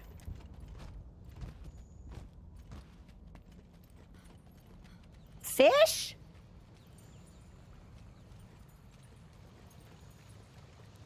Hey, man, what's up? I just love me some good fishing. You ready to catch me one platinum fish from around here? It's a rare specimen that is extremely hard to find. Here, there, or anywhere for that matter. You'll need to whip out your hunting skills to find its habitat. Show me what you're made of. Okay. Ooh! Well, that's a critical bounty. Heaven's Door, does this expire, or can I do this whenever I want? Is this time sensitive? Does this just go into my backlog? Whenever. Fabulous. I don't feel like I'm right about in a fishing mood right now, so let's stay on task. And I'm gathering, and I'm looking for bones. That's a bone pile. Okay, so the bone piles are going to be gold question marks. And we'll do a full rotation and then just go back with whatever we've got.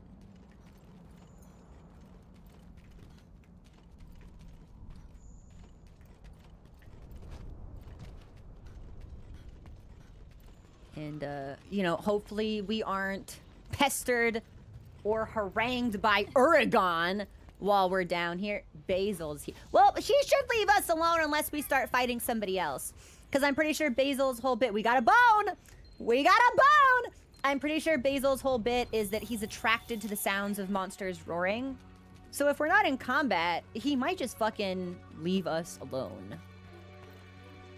If we're so lucky. Ha!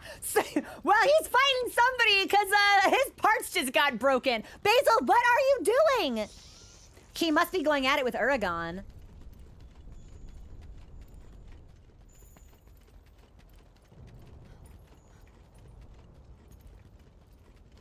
Although, wait a minute. There's only 2 monsters on the map right now. You don't think, like, somebody else is gonna show up, do you?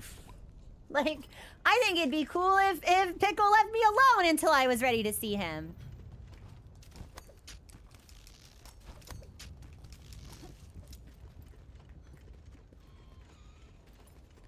Like, I don't even think I'm wearing my good set right now. I think I'm spec'd for Vol. I think I've got like effluvium resistance on. So I would love not to see anybody at the moment.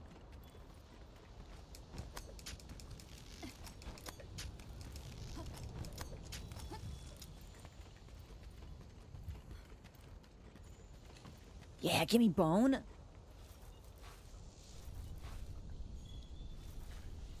Good. Scared me. Thanks for the follow. Welcome to the community. No bone on that one. But I think now we're good to move into the lower level. So actually, let's just go from the eastern camp, which I think is below us, and then we'll hit both of the... Oh, that's a mining outcrop. Never mind. Basil appears to be headed in my general direction. That's a mining outcrop. That's a bone pile. Let's go there.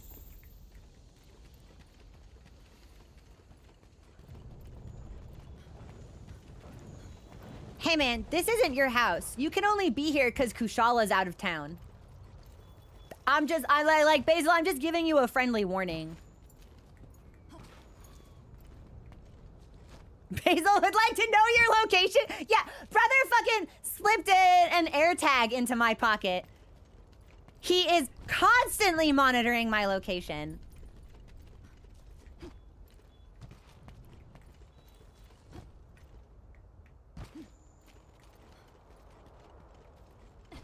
And then this, I think, is where we know... No. This is okay. This is Uragan.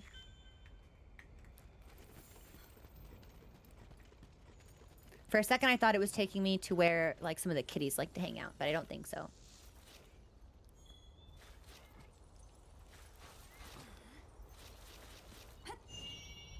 All right. Well,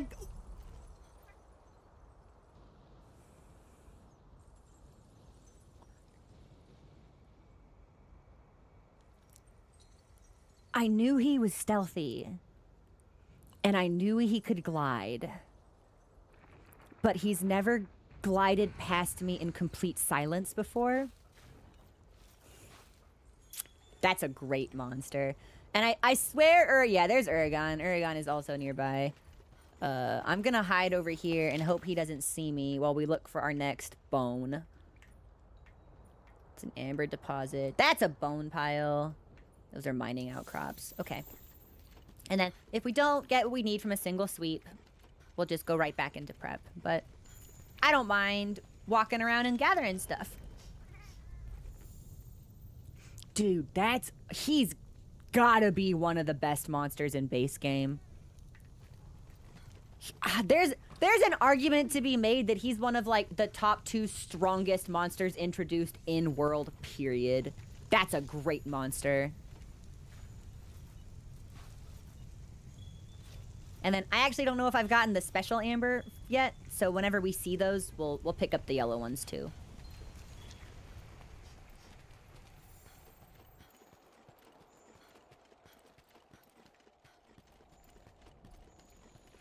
Actually, that's a good question. What monsters on the roster that I have been introduced to are unique to World?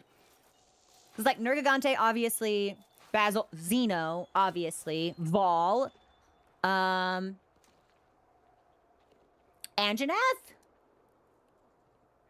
Talby and Kulu! They're World Originals! Really? Zora?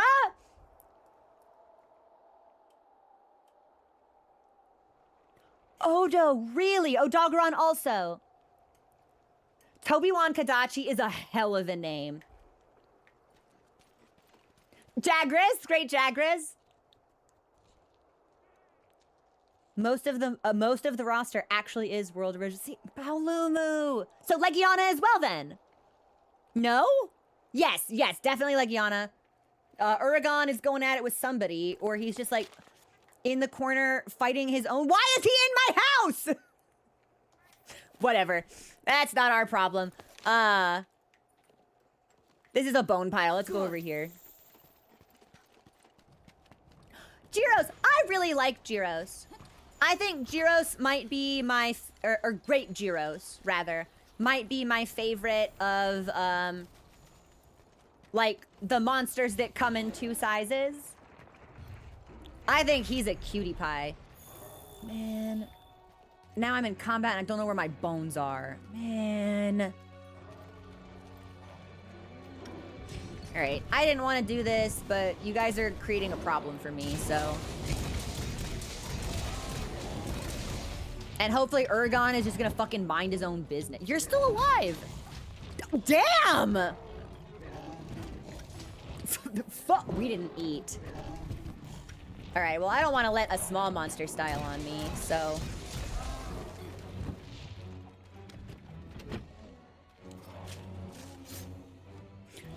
Mochi's on the other one. Look at him go! Mochi just stole a carapace! He's so cool. Uragan's leaving. Fabulous. Hey, the bone pile is right. I was like, I've got to kill them because I'm in combat. And because of my scout flies, I can't find the bones. But I think these are the bones I was looking for. Yeah.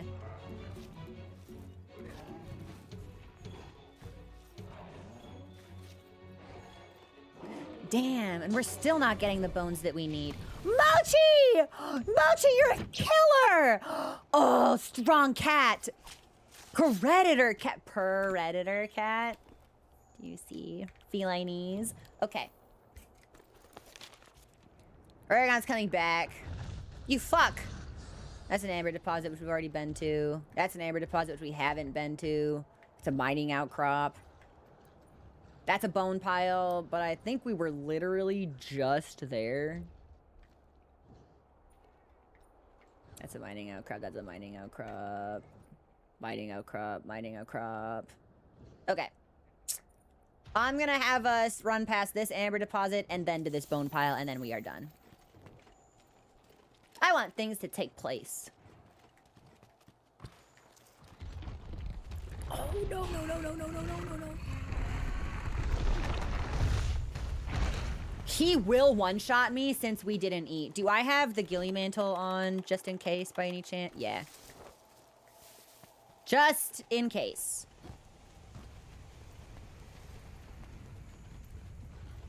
Are we gonna take... Is it hot? Am I gonna take damage over time because it's hot?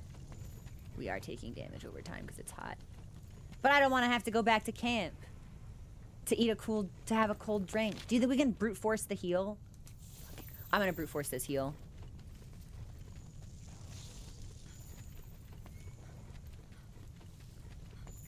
Yeah, this dot means nothing to me.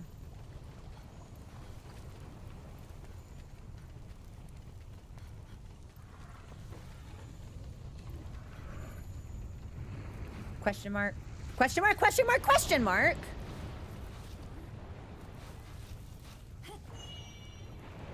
Hey! We finally got the amber ingredient we needed!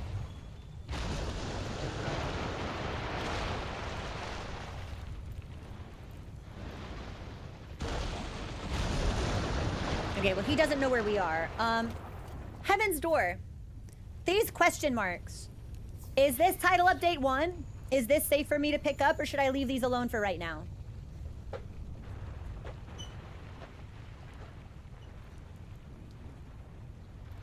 Oh my god, you think it's Lavasioth because our research level is 0? That's fucking hilarious. Oh my god. Oh, dude, he's taking a bath. I actually really like Lavasioth conceptually. I think the hunt is eh. It's probably better if you piece together the gimmick ahead of time. But I think Lavasioth conceptually is a very, very, very cool monster. He just wants to be warm. Worn scattered gold chip. We'll leave that alone. That's probably gold stuff for a title update. Because I did get an alert about gold stuff. So we'll leave gold things alone for right now. And then this will be our last bone pile, and I'll take us out of here. Thanks for humoring me. I really did think we'd get more than one bone, but c'est la vie.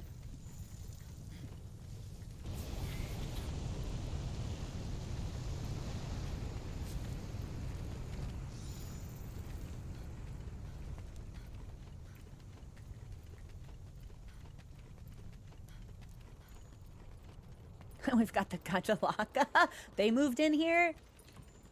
Oh, I think we've definitely done this. I think this is where we were carving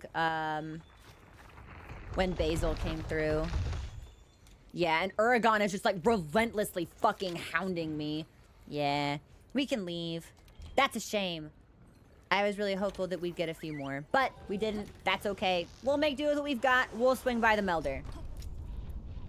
Oh my god, for a second I thought the wing drake was Basil, and I was about to start looking up at the sky like that gif of Willem Dafoe from from the movie he did. Okay. Let's just get out of here. I think we can just return from... Yeah, we can just return from the expedition.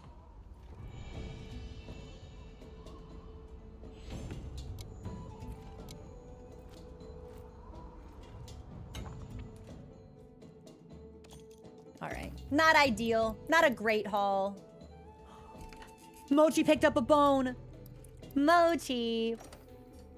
So we have 2 now, which might be enough to make 1, but not both. So we'll swing by the Elder and then finish our forging. If you thought this process would be faster, I apologize. But also, like, you gotta know how I play the game at this point. This behavior cannot come as a surprise to you. Melder. Big one, pot. Here we go. Oh. All right. Let's meld. And we, yeah.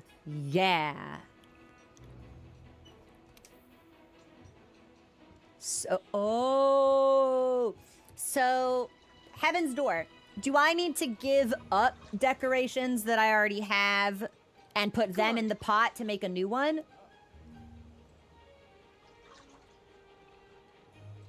Yeah, I know how gathering sets work. I had one in Wilds. I just haven't...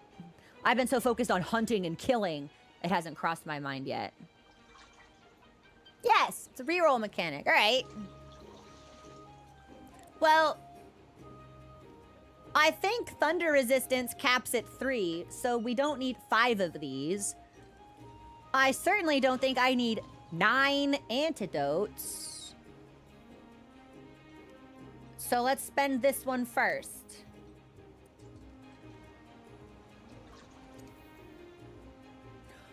Oh, it takes a lot. Oh, this shit is not efficient at all. You are so right. Damn! Well, fuck it. In for a penny, in for a pound.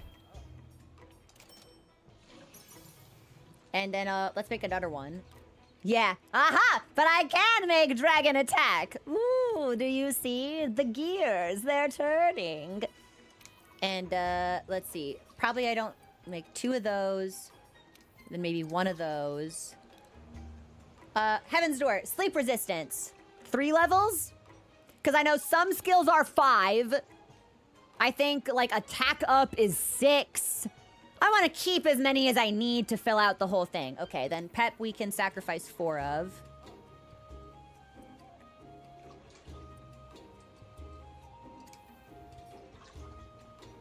Oh, we could probably do... Whoa, hold on. We might be able to do multiple all in one go.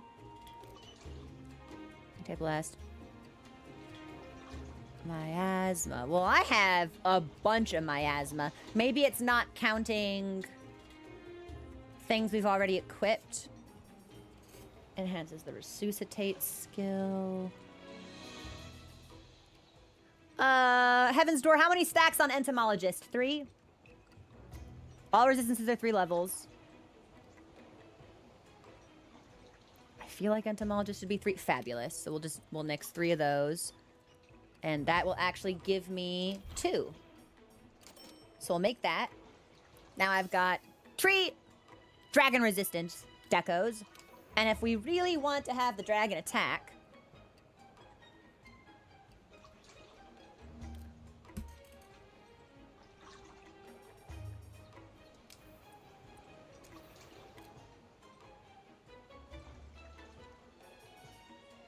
Heavy artillery, I actually don't think we really need any of at the moment.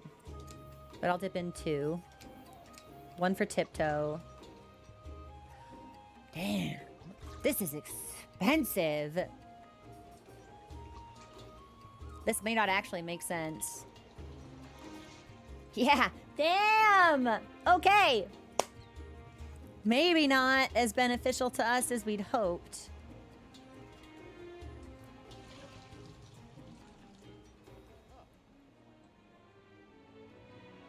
Because I'd actually have to just start chewing through shit beyond what we have collected.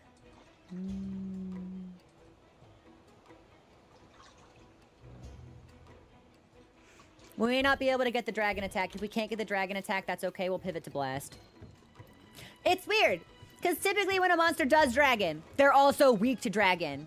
Not always. I don't have a whole lot of experience, so I can't make a broad, sweeping statement as to the veracity of that observation.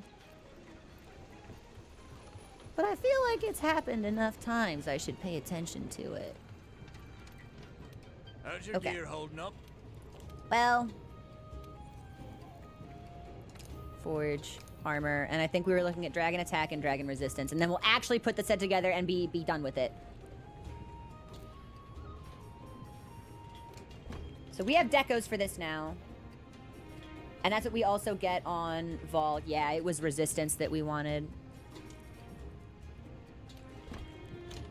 Which only comes from Dober. Okay, so we've got the decos for that, and those are less expensive, so let's hold on to it. And if we feel like we want attack,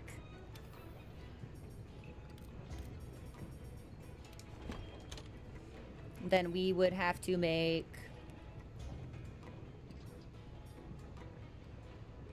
I could make the Vol headpiece. Either one of the death stenches would be great.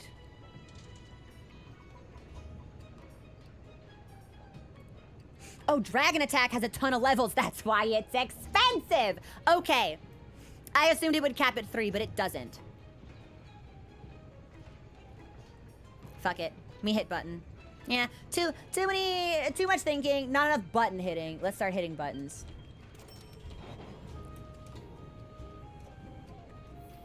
I think we'll probably end up with Blast, honestly, but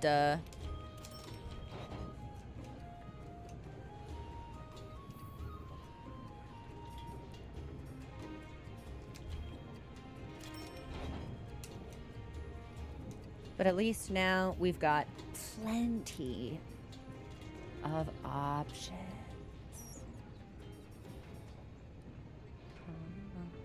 Okay.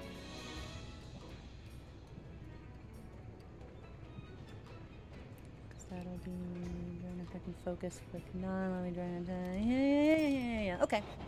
Okay. Let's start building. Because I think that's all of the crafting we could possibly want to do today. Most definitely. Unless I made the Dober Helm, which we really have no reason to. Because I don't think we're really going to be after the free element unless we're using the Zora hammer, in which case maybe. Fuck it.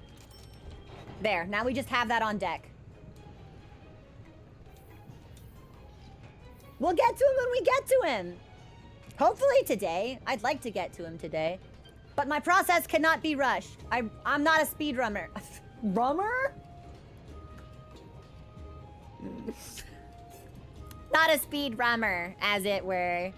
I don't think there's anything else we could possibly want unless I don't think we need any of this. I really don't. Like, I could make some of it. I think we're gonna want to save the money we've got for upgrades, actually. As long as we've got decent dragon resistance, I think that'll be... And, like, maybe a couple levels in Agitator. But we'll definitely want to prioritize Wex from Teostra. Like, recovery up is always a bonus, but...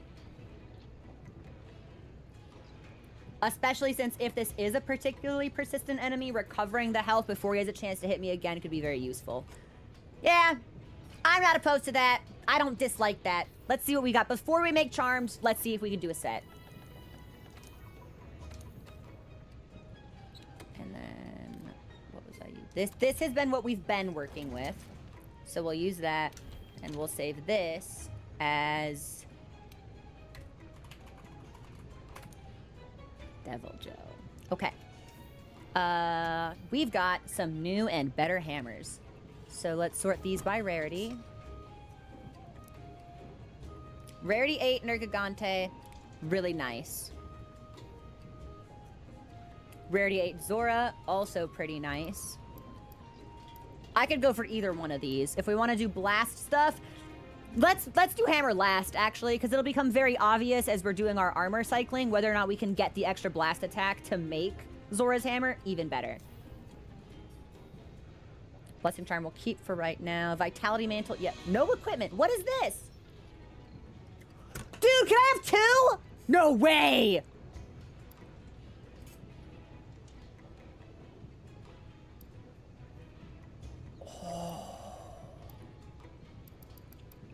Shit, unfortunately, I actually don't think... Water Blight, Ice Blight, Thunder Blight, Health Booster, maybe? Maybe? Not that we ever really use either of these, but... Dude, no. I didn't forget. This is new. This is like a post-high rank thing. There's no way this has been here, like, as an unoccupied slot for a while. That has to be new. Okay, so...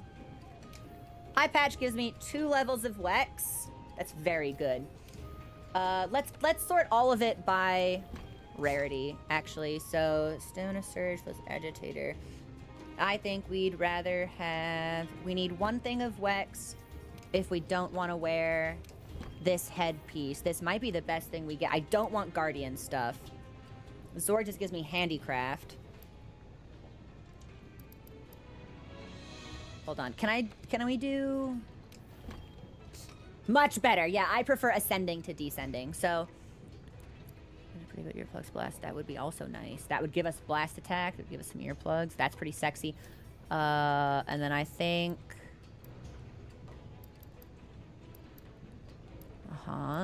Hold on. The wheels are turning. I think it would be better for us to... Yeah, okay.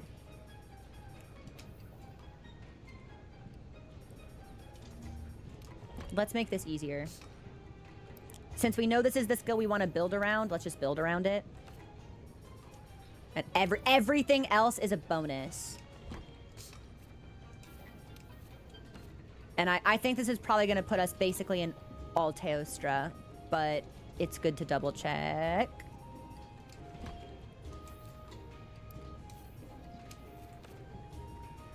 I do wish that I could set, like... I want to see Wex skills, and then it would just show me all of the Wex skills from all of the different pieces instead of potentially needing to do this multiple times. But that's because I'm lazy, so... Fabulous. Nope. Okay.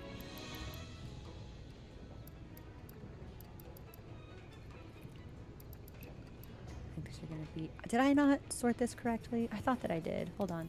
Oh, you know what? I don't think we have any... No, we definitely have Greaves that give Wex. They're Wrath Greaves. I've been wearing them. Yeah. Yeah. They're at the very top. We've got them on, which gives Jumpmaster also. That's good. That's seriously, those are the only pants I have? Damn. That's tough. I think that's the only pant we have. Okay.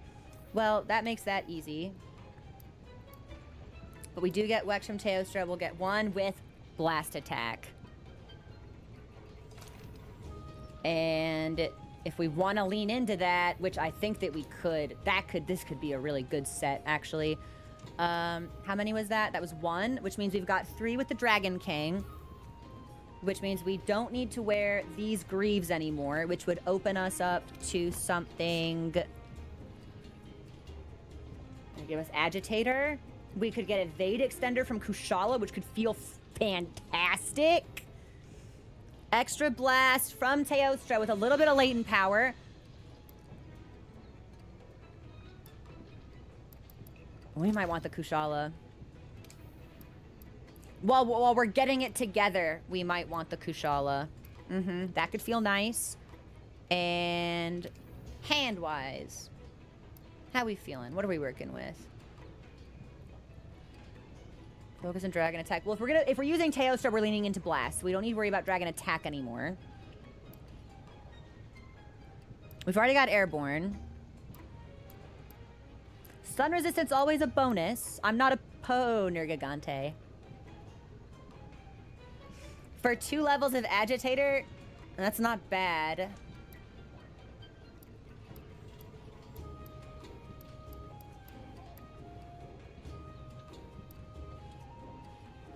Because we're maxed on Wex right now.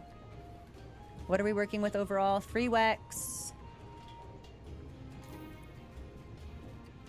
3 Stun Res, 3 Wex, 3 Divine Blessing. If I could get 2 Blast Attack and 1 Slugger, this would honestly feel extremely comprehensive. Because we don't even need this mail.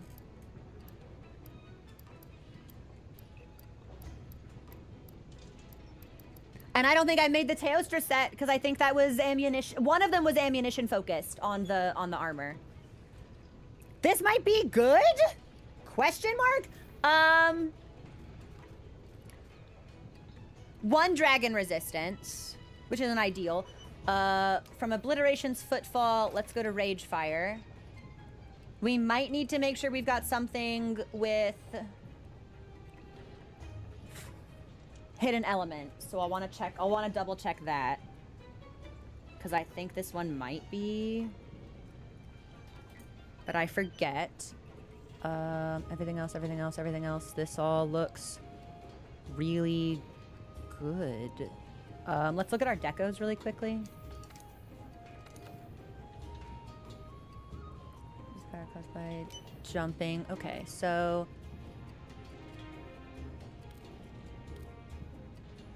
this is a 2-star, not a 3. We don't need the wind resist. We can keep flight. That might be the best one available to us at this particular time. Sure. Yeah. Okay. Brace pretty good. Well,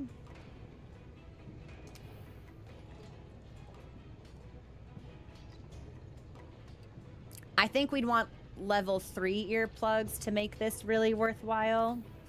But we've got another 3 on Kushala. So we could do that. I don't need 2 flight because I think airborne's a single level. We could do evade extender. This will give us 3 evade extender. 3 Wex, 3 evade extender, 3 divine blessing. Only 2 blast attack. I'd love if I could get one more. If I swap off the seat. Damn.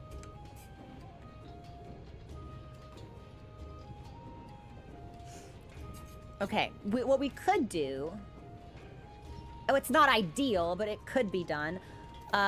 Instead of taking earplugs, since that would only nullify a weak monster roar, and I'm certain that Deviljho does not qualify as a weak monster, it might be effectively useless for us in this hunt.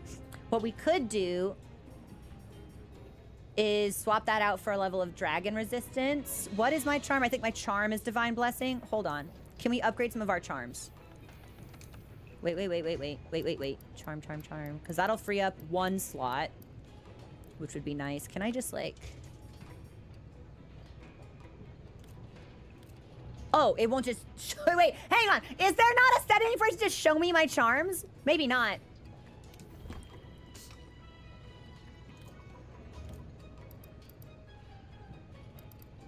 That's really funny, if so. Can I upgrade this? No, it's a monster I haven't seen. Can I upgrade this?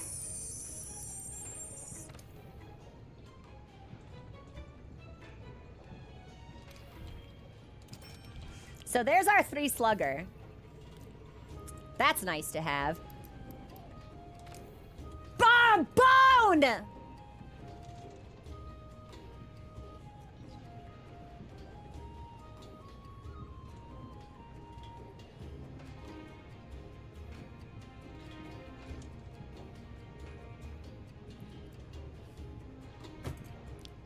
Bones!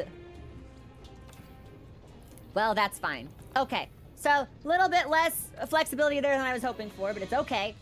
I still think I can have it all. And while we're here, I kind of want to be a freak. What if we abandoned Slugger and went in, like, really embraced the Zora set bonus? Which I think would give 2 levels of blast attack, and mastery increases the status effect damage when landing critical hits. Unfortunately, our affinity would be minus 20%, but with Wex.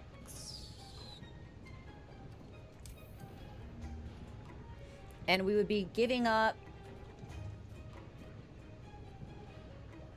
Slugger. That might not necessarily be a bad call, swapping off Slugger for the Zora bonus. But in order to make that happen, we'd have to do... Oh, we'd lose all of our Wex. Because we'd lose the Kaiser coil, and I'd have to put on different pants. And I don't even have Zora's pants. That might not work. Okay, we'll leave that alone. We'll leave that alone. Instead, let's do... Damn, it is a damn shame I can't max out the blast attack. Unless there is something here that will give me... Oh, wait. Wait a minute. It's just Zora. Well, we could. Sure, we could lose Slugger to max out. That's actually kind of cute also, by the way. Hold on. Blast 4, Wex 3, Divine Blessing 3. Which means we only need to do this. That's not so bad. And then if I went in with a set decoration... Fuck you, Zora Magdaros.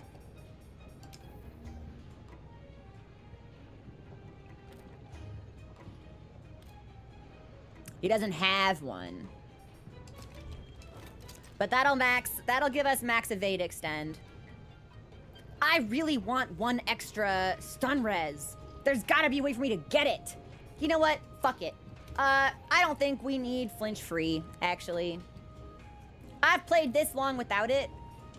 Where's my steadfast jewel? I know we have one. Where is Look what I have.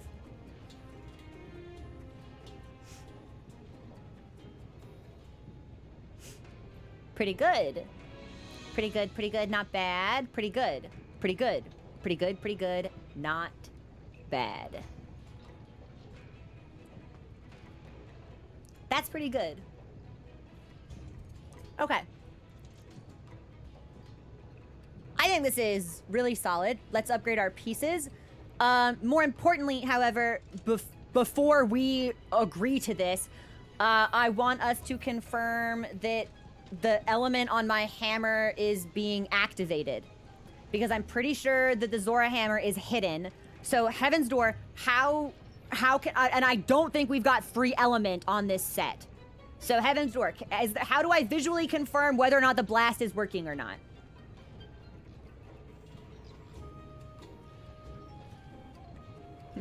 You're pretty good. Zora's not. I could have sworn that it was. Equipment info. Let's see what we got.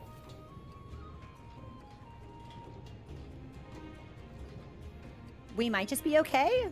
Are we good? If it has parentheses around it, it's not on. Well, we don't have parentheses, so I think we're just good. It's active. Marvelous. Okay, let's upgrade what we've got and then head right on out. Oh, and I have dragon resistance. Fuck!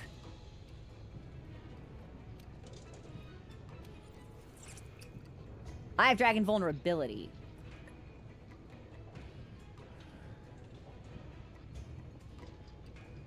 We might just have to deal with it. Or maybe we eat for elemental. Maybe. Because I don't think it's worth it trying to shuffle it around. It's like we could get rid of Divine Blessing.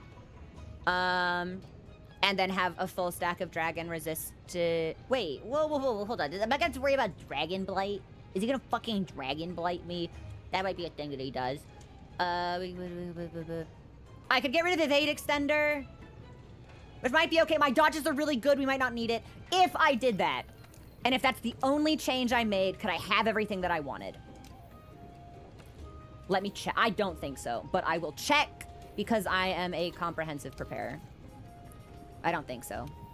I don't think so, but it would be nice, but I don't think so. No, I don't have a single piece with dragon res. Not for pants, so. Okay. I think this is as good as it's gonna get. Let's just upgrade what we've got. And we want to make sure that we are at 361.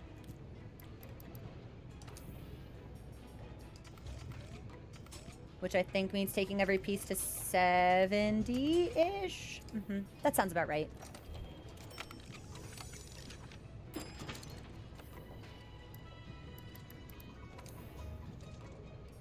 Ooh, Zora, you're gonna be expensive to upgrade. Well, it costs to be cool, I guess. Interesting. And we can't take him past 64? Okay.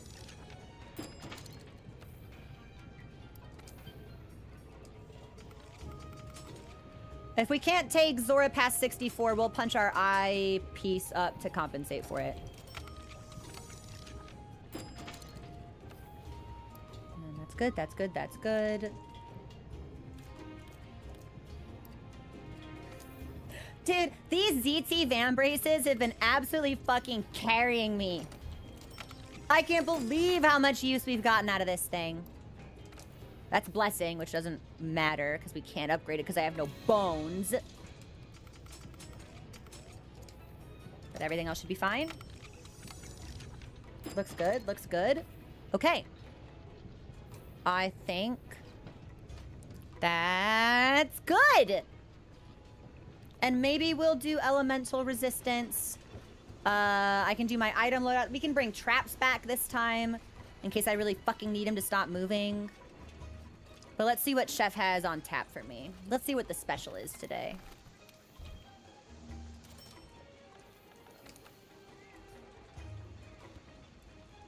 Elemental resistance, not so bad. We'll take it.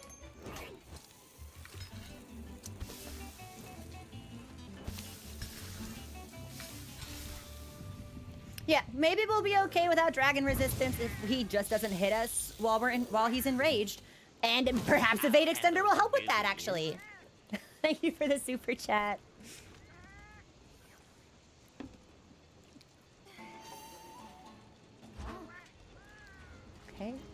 Okay. All right, so that gave us a little bit of resist. At least we're not vulnerable anymore. So it's like, it's not great, but as long if we've got nullberries, we should be okay.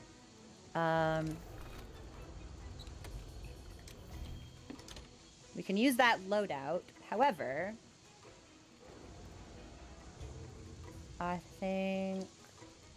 don't think we'll need to worry about dung, because I think Pickle will just attack whatever's on site, and eventually the other monster will leave, or we can leave and he'll follow us. So that's probably not something we need to worry about too much. I can't imagine flashing him will actually be all that helpful, but we could bring traps if we like. So let's put him in the pit. And let's put him in the chair. And in case we want to make more, we'll make that. I've got honey for extra potions if we need them.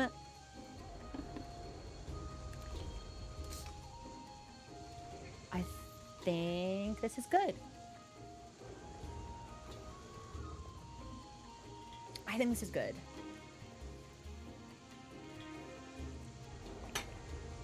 Okay. Yeah. Let's get out of here. Let's take off.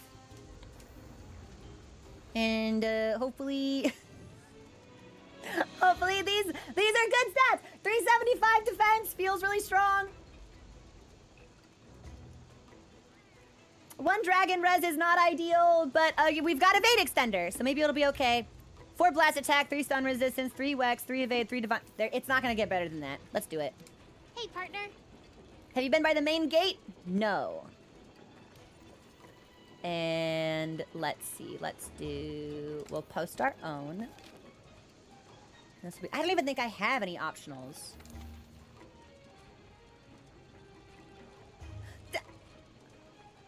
I swear I did this fucking Odogaron yesterday. Maybe not. All right, well, we'll worry about him later.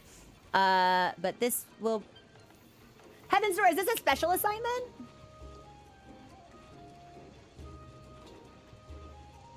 Or events? Special assignment. The Food Chain Dominator. The Deviljho is a frightening presence that takes the idea of the food chain and crushes it between its massive jaws. Now it's here in the New World. It's time to get investigating.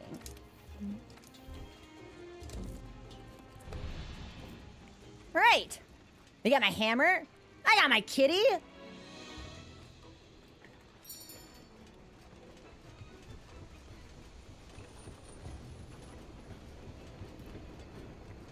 Mochi. Oh! Mochi.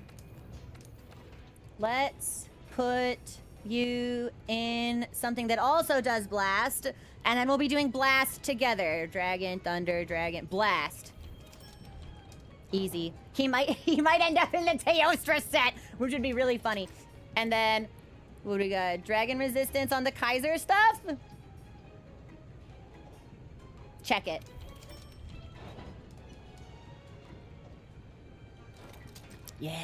Yeah. And then for his cute face... Ah! Yes! Okay!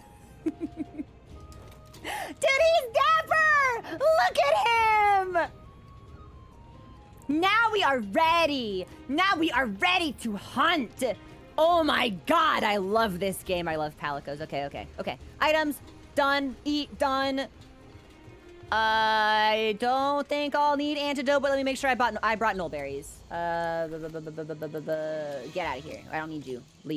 Nullberry good. Ration good, demon drug. But yeah, we could drug for this. That's not so bad. I've literally never used this, but I wonder if we could trick Devil Joe. This works on Odogaron, I think. And also on Great Jagras. Maybe we could trick. Yeah, maybe we could trick him. Make him look like a fool.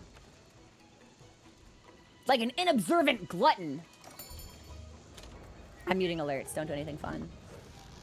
Here we go.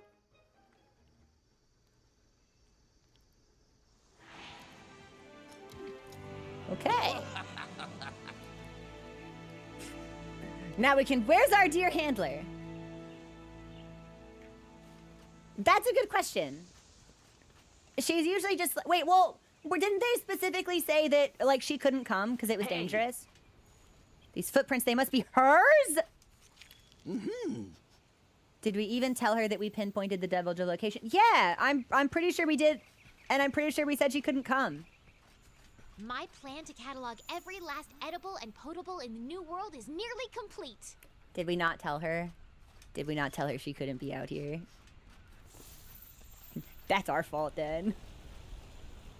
Yeah, maybe the scholars like chuckled amongst themselves. Hold on, can we roll off of this? Much better. But did not adequately communicate. Grandpa, Father, I wish you were here to see this.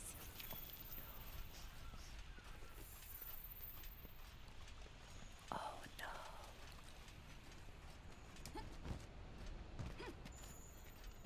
Well then. This fucking guy. I believe we forgot to tell her about our Devil Joe issue.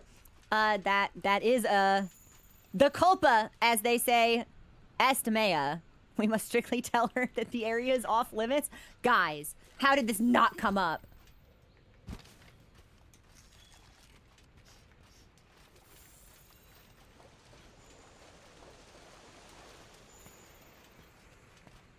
Oh, wow. Now this is a mushroom. She's so cute.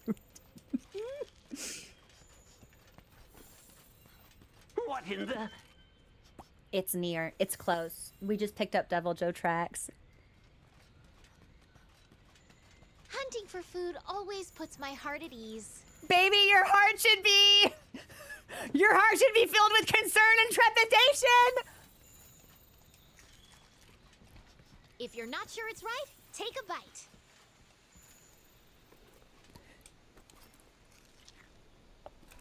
It's interesting, too. I would have thought that Devil Joe would have, like, consumed this thing whole, but it looks like he just took a bite and then got bored and left.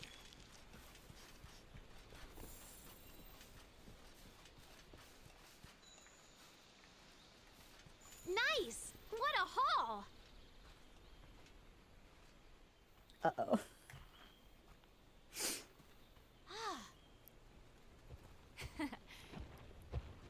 Hey, partner! Come here! Oh.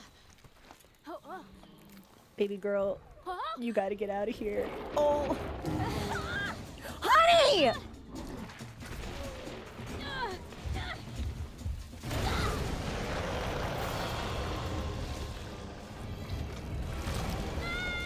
Oh my God!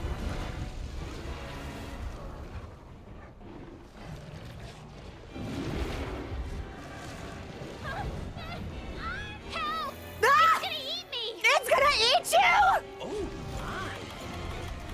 Hang on, honey. I gotta pop some drugs first. You gotta give me a second. Hey, partner! I'll be there in a time. Drink it as fast as I can! Okay, now we can go.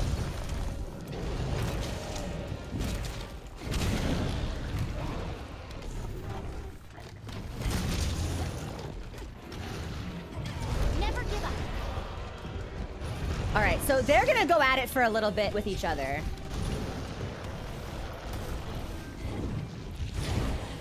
Or perhaps not, but that's okay.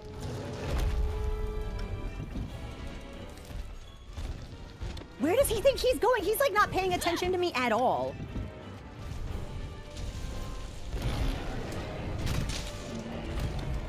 Hey, partner!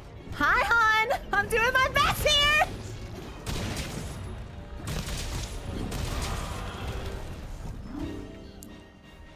Oh! Thanks. You kept me from being actually in a pickle. Oh my god! I cannot believe they called him a pickle in game! Oh, your wiggles made me miss my Big Bang. How dare you? Okay, he's enraged. So it's dragon stuff now. So we gotta be careful.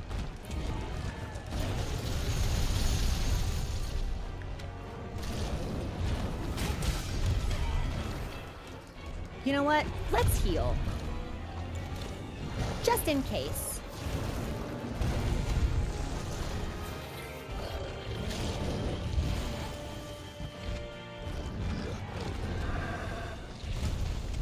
Evade extender kinda awesome, not gonna lie.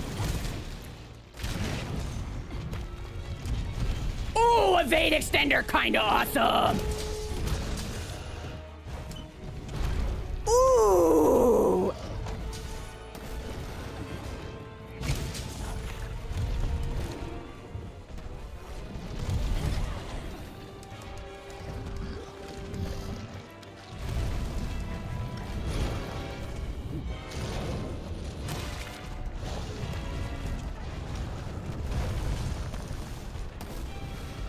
I gotta stop running after monsters while I charge, but I love the big bonks! I thought maybe the terrain would prevent that from hitting us, but I don't think we're blighted. Oh! Oh shit!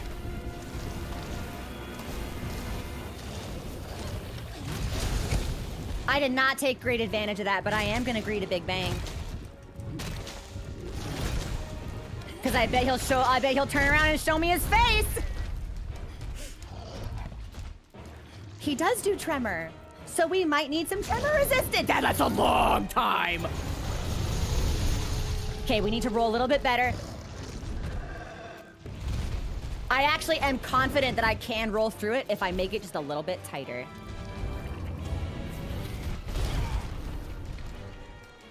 I think that's a ledge. Hold on. Nah, man, I was gonna do ledge stuff.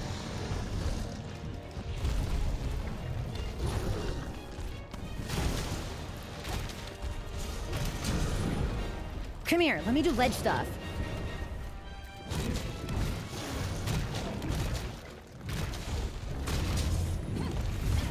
We should leave and heal again. Yeah. He's big and he's just like hanging out in his corner. I don't really want him to be in that corner, so.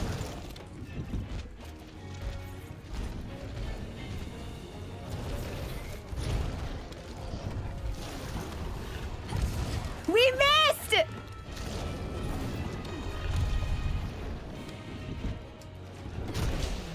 We're on top.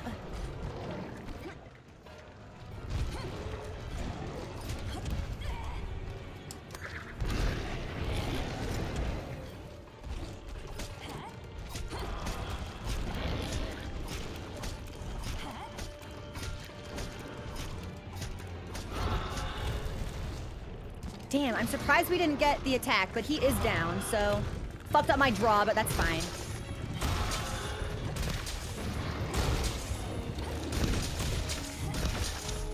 Wow, we broke into face!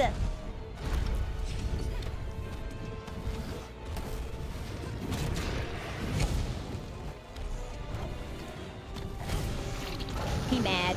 He mad again.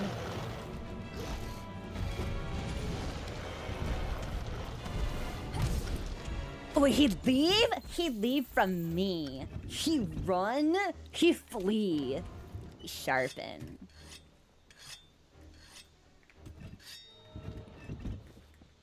We pursue. The skin marks. There had to be a better way to translate this. Joe's theme, however, awesome. I assumed that the nickname Pickle was like a joke within the community. It's really funny to see the game legitimize it.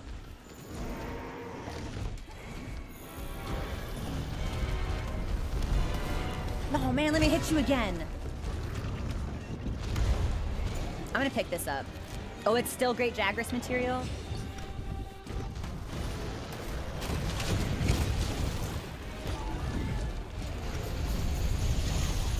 Okay, so there's the Dragon Blight. That's really big.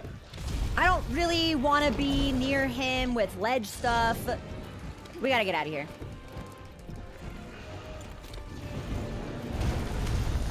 We'll use the tree for cover and let's heal twice.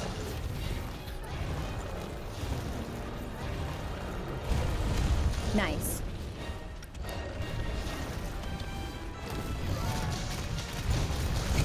A true hammer main manifests slopes.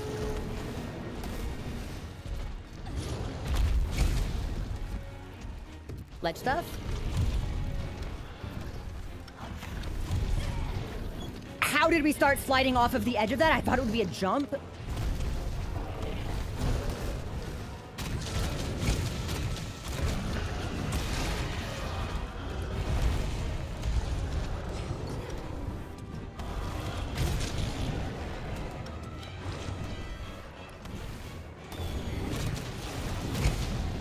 That was a big hit. Okay.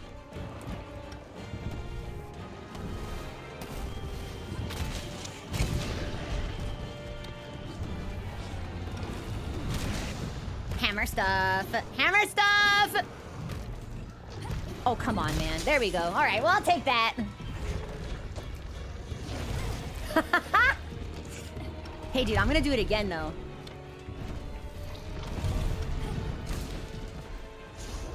Clean juke. I can't even be mad about it.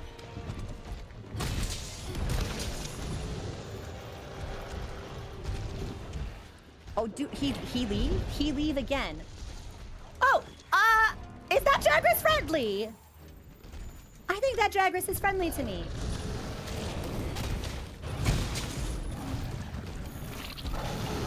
Okay, he's back to being mad, but I think we're doing pretty well, all things considered. Because he's mad, but he's leaving!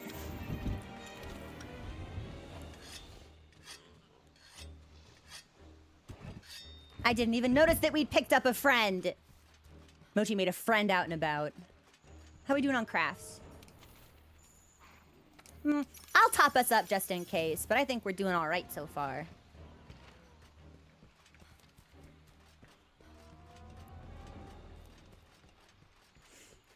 Can I get a quick Heaven's Door confirmation? Devilcha was originally introduced in DOS? Try?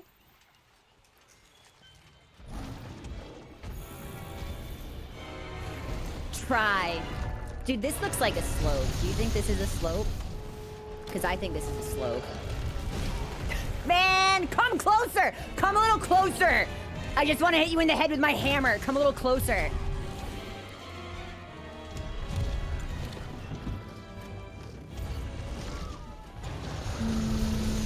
We're safe.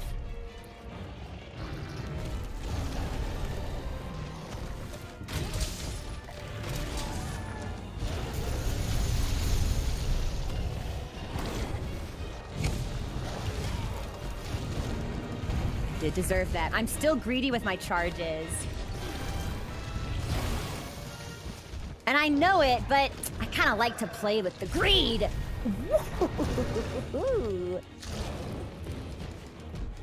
Mama, look out! A pickle behind you. Oh, yeah. Hey.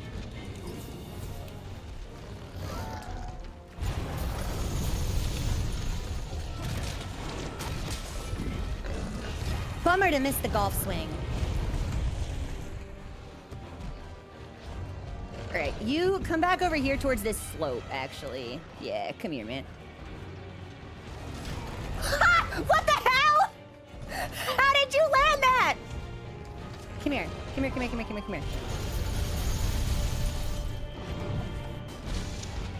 I bonk.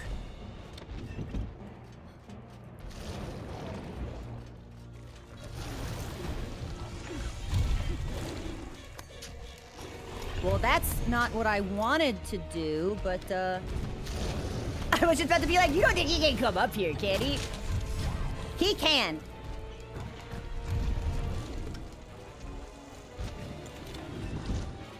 I'm wasting too much time trying to do ledge stuff and slope stuff. I think we just need to go back to hitting him the old-fashioned way.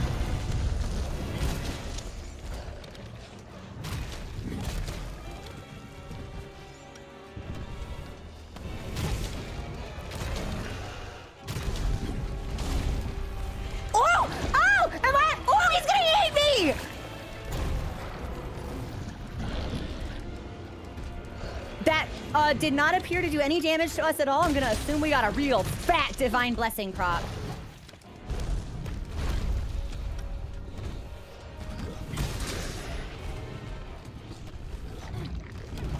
He's mad again. Monty flinch him! Monty the best cat ever!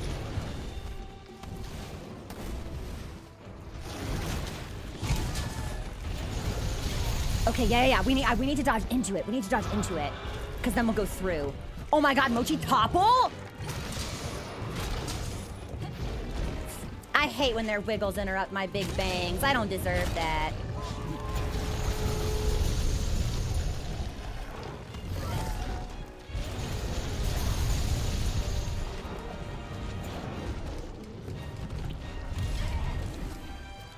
Dangerous from the front and the back.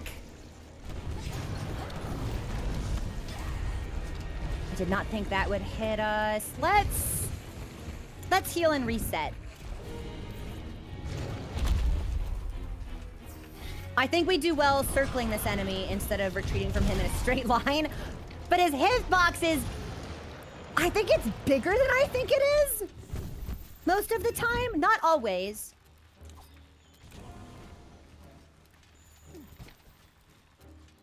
But there have definitely been times that I thought we were clear of the attack, and we were not. We go up. We go this way. Okay. Devil Joe's hitbox. Yes. Where the fuck? Oh, I'm going up here.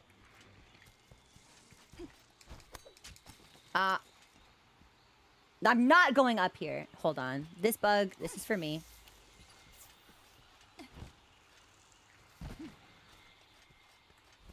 Okay, let's try this way.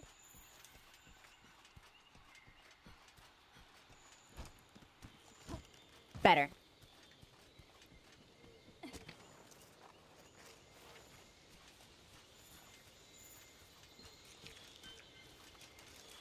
Thank you everyone for your follows, by the way, while we've had alerts muted. Let's sharpen, actually, while we're en route.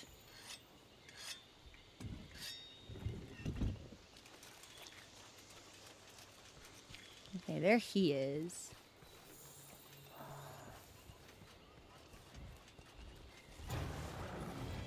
I was gonna see if we could get the drop on him, but he noticed me first. Nice stomp! Dude, girl, get up! Why are you down for so long?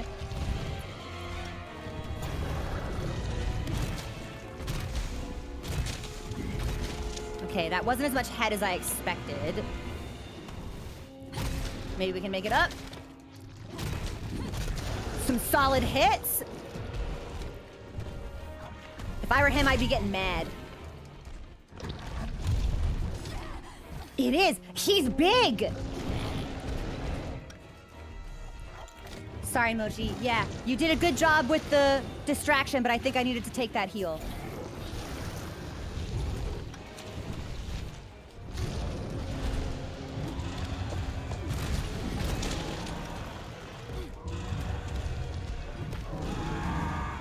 What is...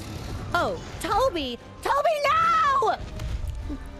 Get away from him! Get away from him! Get away from him! You put him down! You put him down right now!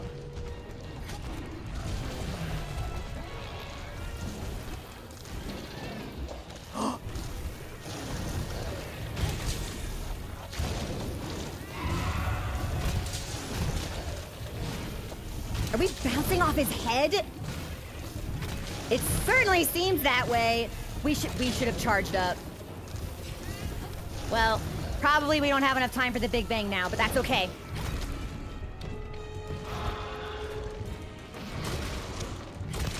Maybe actually we'll be able to land one if he doesn't wiggle out of it. Nice! Part's broken. Yeah. I need as many earplugs as I can stand to stack. I think that'll end up feeling really comfy. And I think Toby got out, which was very important.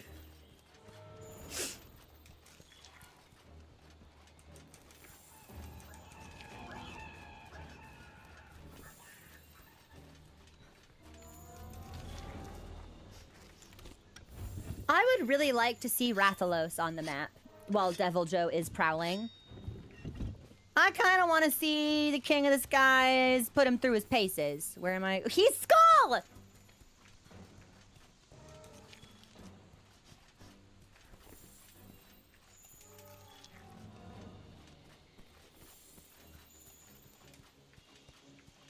Oh, Toby, I hope you didn't come up here.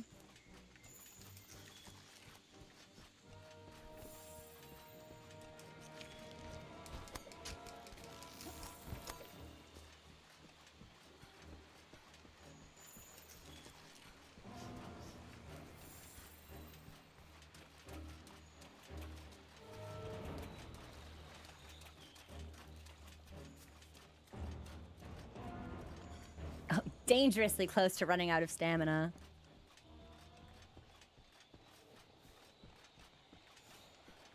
Okay, he's not asleep.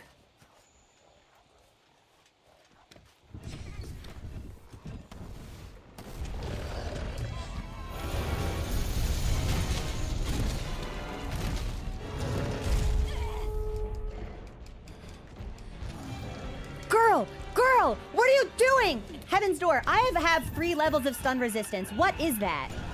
What is that thing that our hunter is doing sometimes? I don't think we're gonna hit him. Nope. That's a pin. There's nothing you can do to prevent it. Okay.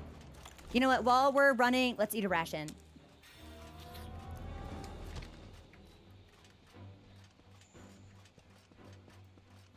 Wow, that's cool. Okay. So that is a completely different move. Let's go through here.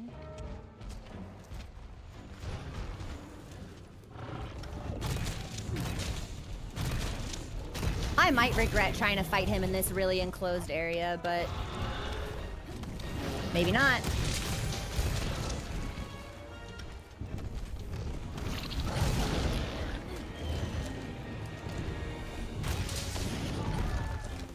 My greed will be my downfall. That's right, not to the side, through. We go through.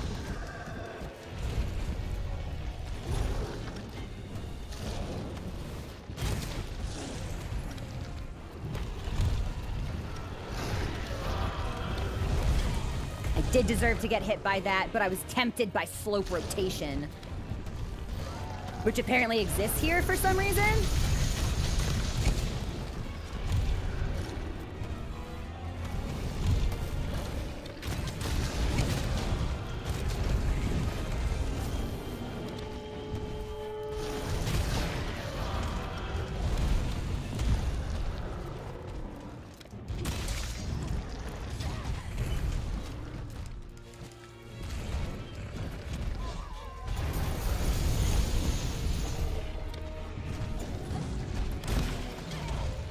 Maybe we do. I think his head is probably better than. Oh, he's out of here. Okay. Hey, man, I'll take this Vigor Wasp. Thank you. And then this is a shiny bone pile, so I'll take this also. Is he coming back? Ah! Ah!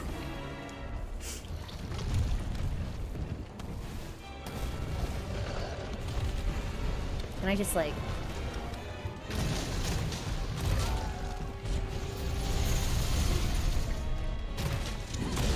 Good golf.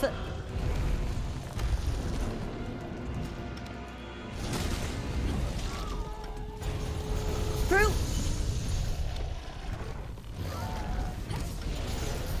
Through. You know what, dog, if you're gonna hang out here. Oh, come on!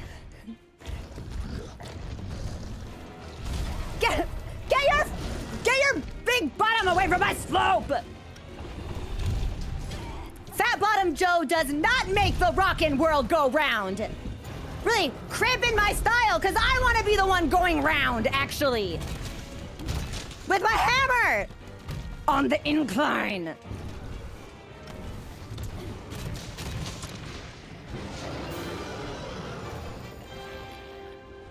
That's my partner.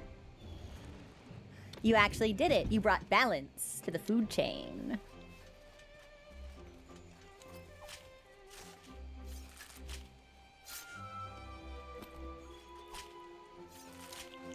Now we get to look at armor. Now we get to look at weapons.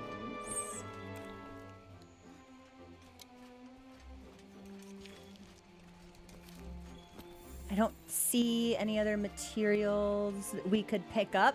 I think all in all, that was pretty good. I think that might have been a long hunt, maybe like 25 to 30 minutes, maybe. Definitely on the longer side.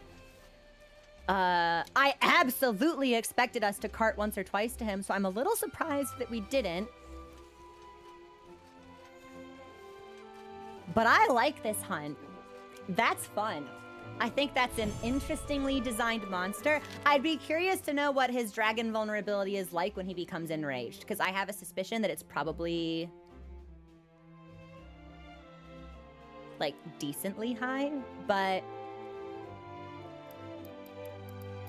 we got saliva, tails, talons, scales. I'm assuming he probably has like a gem or something.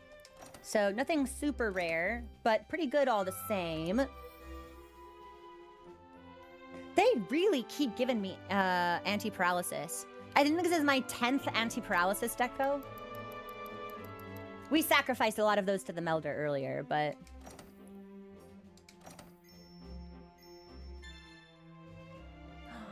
And now we might be able to learn a little bit more about it through our hunter notes. And the tail raiders love us!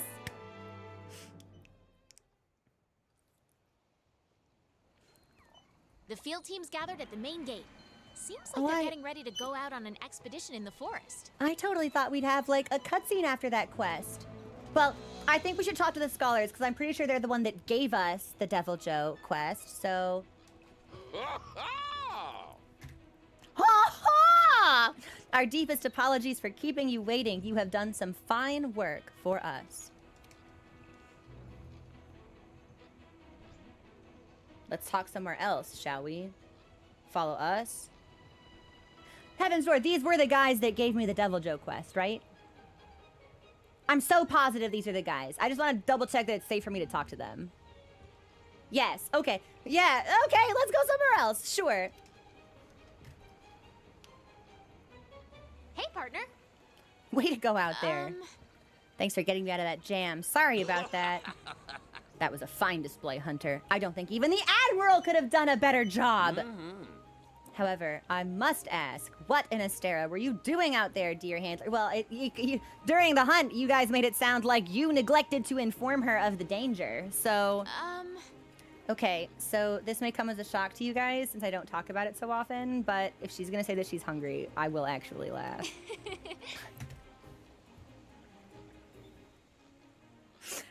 I really like food. I mean, I really, really like food. I'm a total foodie. So you and Deviljho have, you share a quality in common to each of you. In fact, I decided to document every single edible thing I could find in the New World in order to make a comprehensive guide. I had some downtime while at camp and decided to go out and search for ingredients. Sorry, guess I got carried away. It's just the New World. Everywhere you look, there's something I want to eat. You have that classic go-getter attitude. I like it. Despite the danger, you did nothing wrong. Better to risk your life chasing after your dreams than being a lazy do-nothing. And you know what? We've all risked our lives coming to the New World. That's what we do, and that's who we are. Getting back on track, Brave Hunter. We have something for you. This is the new specialized tool we were able to complete thanks to the information your Deviljho research provided us. We know you will use it well. We must head back out and continue our research. Dear handler, we look forward to reading your guide someday. Stay safe, and may the Sapphire Star light your way. Phew! There we go. Better. Stay safe, and may the Sapphire Star light your way. It's funny, because I was thinking to myself, I'd completely forgotten we were going to get a specialized tool, and I was like, well, we've got a thunder resistance and a fire resistance and a wind one. I wonder if they'd give us a dragon. We've got an ice one. Wonder if dragon is next. Lo and behold. Dragon is next.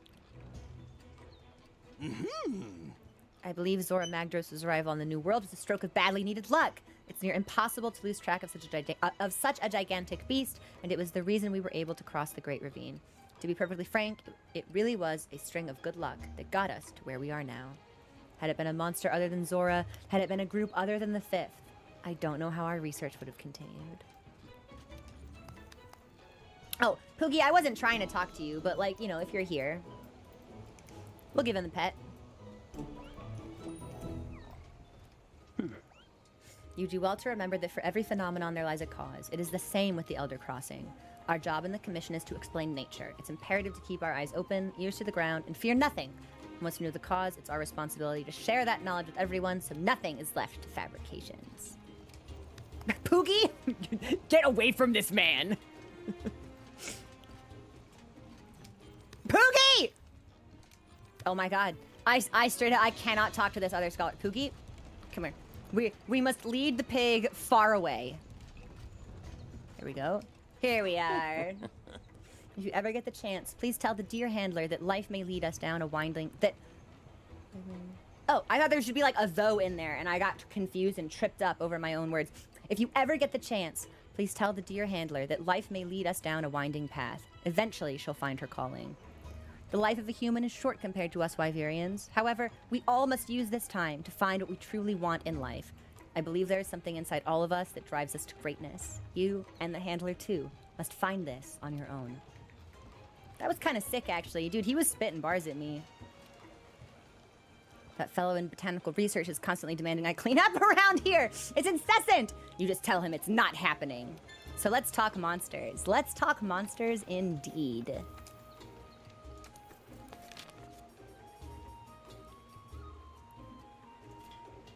So the tail is severable. Oh, he is weak on the tummy. We were focused so much on the head, which is breakable. Oh, but the tummy's also breakable. Okay. Decently vulnerable to everything but ice. Extremely vulnerable to thunder and dragon. So if we'd gone in with Nergigante, if we'd gone in with the build we had originally, we arguably might have done more damage. But consistent vulnerabilities to all ailments. So that's not so bad. And then if he has a gem, maybe it doesn't show up which part we get it from since we haven't picked it up yet. Yeah, because see how the Uragon Ruby is in green? I wonder if we need to actually get one before we know which part of its body that's tied to. Okay, fertilizer?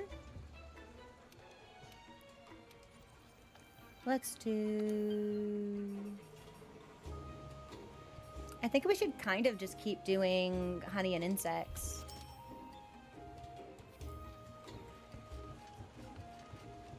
And then let's go up here. Not to worry. We will definitely be investigating more Deviljos.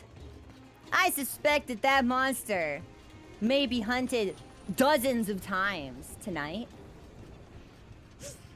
Hey, Smithy. What do we get? We'll forge. No, let's look at kitty stuff first. Yeah, it's what Mochi deserves. Ah! Dude, no way. No way. This is kind of awesome, actually. Also, thank you everyone for your subscriptions. All we had alerts muted. I really appreciate it. This is kind of awesome.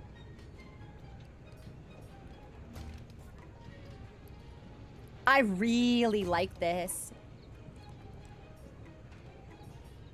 And then what are our descriptions? Oh, hold on. A blunt Deviljo weapon that bleeds with the same rage and green of the monster from which it was created. This devious Deviljo helm brings only nightmares and despair to all living creatures. The glimmering belt on this Deviljo armor is symbolic of a tyrant's insatiable greed. Mochi has an insatiable greed for eat food, nap all day, like stomp blanket.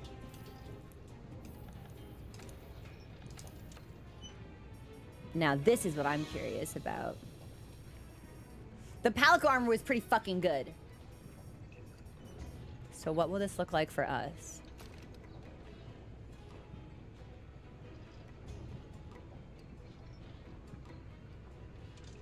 Okay. It's a little like it came from the Black Lagoon. Better.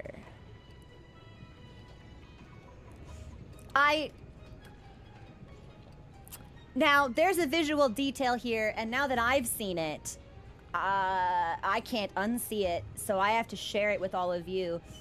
I love this. This is very like Metal Gear Solid to me, this headband. This is great, tummy great, cleavage good. But the teeth on the armor make it look like her boobs are gonna like open up like mouths and start talking to me. Like, do you see it now? It looks like it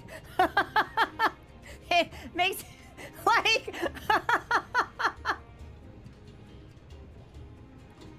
but yeah, boobs always be talking to me, if you know what I mean. Like just a little bit. Looks like they might have something to share in the conversation, some input to add. This is, however, really good. What do we get skill-wise? Heartbreaker, incredible. Handicraft, I think, is just fine. I don't necessarily think that's really an issue that we have with our current level of upgrades on hammers. Speed eating is great, though.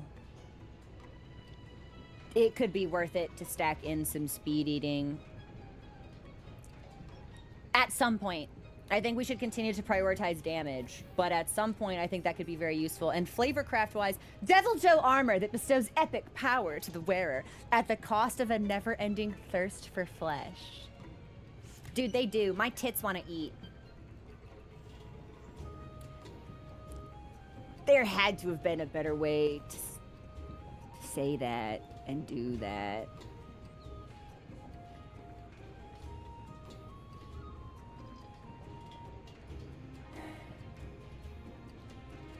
With great power comes great responsibility. Be responsible and don't clip that. And this will give us speeding and the latent power. But only one part breaker. Multiple stacks of part breaker feels really nice to have, unfortunately. I think that's also probably just a skill that's rare. We might be okay. I feel really good with 3 levels of evade extender. We might experiment with ditching Divine Blessing altogether. And maybe even the stun resistance. I don't know. If we're getting out of attacks more reliably, we don't need to worry about getting hit. We don't have to worry about the stun meter. But I do think that if we get stunned, it's basically a guaranteed KO. So, weapons! He's got a hammer? Say less.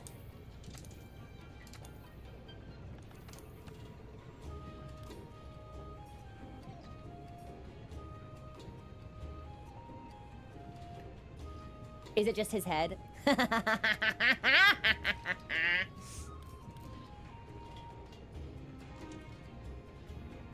What's up with the chain? Why is he, like, bound? Oh, actually, it's probably his head. That's probably what's keeping it on the stick. That's pretty good. Hold on.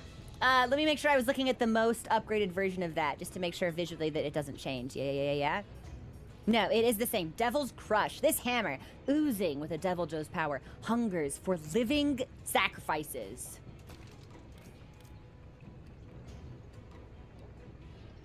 Does this do dragon stuff? He has to be contained somehow. Yes! Dude, what the hell? So, it's really interesting. I'll let you guys see these stats really quickly.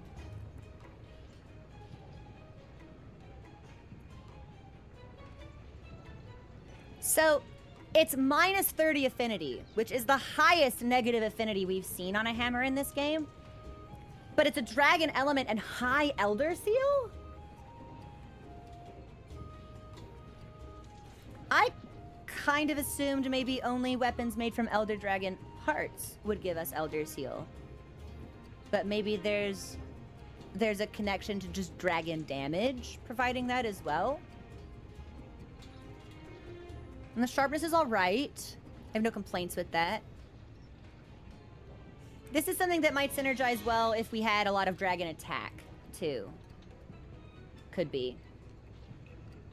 It's every dragon weapon. Okay. Check the charge blade. No! We won't look at the charge blade yet, because I think I would like to do some charge blade practice. And if it might be a nice surprise for later. Ah, fuck it. It doesn't matter. All right. Okay. All right. Fine. I am not immune to propaganda. Fine. Only because you asked. Fine. This better be really cool, though. Dude, is that a fucking chainsaw?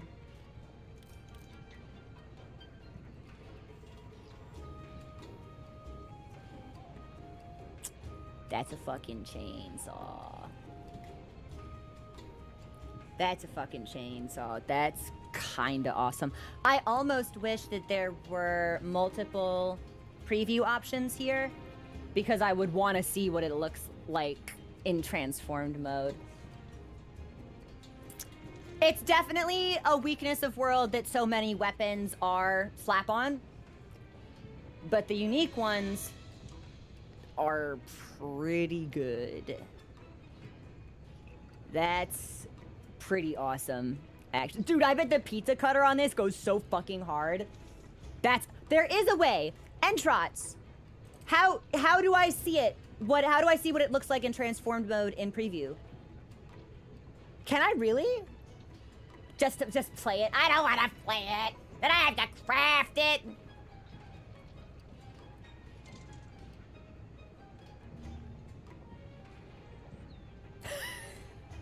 We've got this good, like, punished hunter vibe going on. This is pretty sick. And we are broke, so I need money. So we'll need to definitely do some hunts later.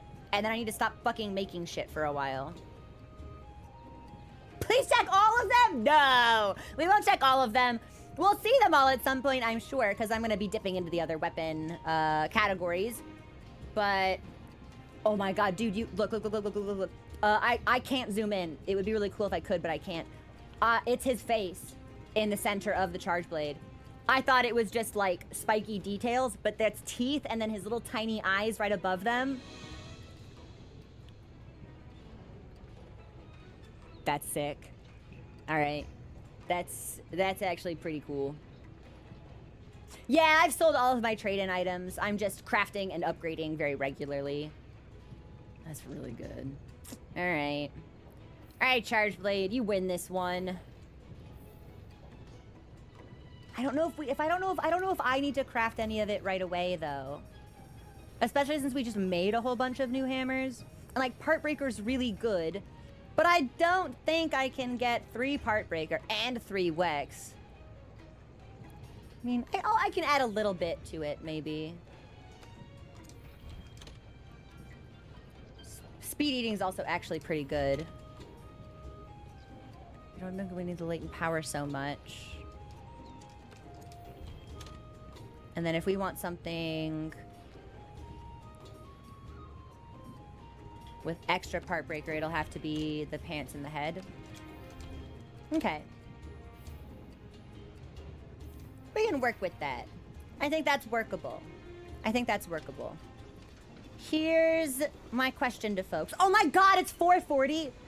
Monster Hunter is a game that turns hours into seconds. That's insane.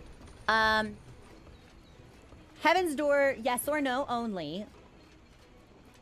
Was Devil Joe the only thing released with Title Update 1 as far as hunts go?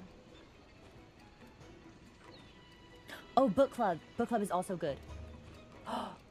Yes? Dude, what? Then Fallout Heaven's Door. Are we ready for Title Update 2 already?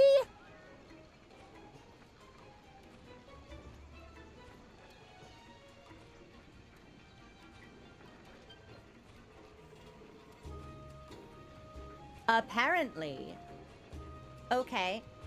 I know I can speak to the Huntsman or the Serious Handler. Which one of those will dole out the title update 2 informations?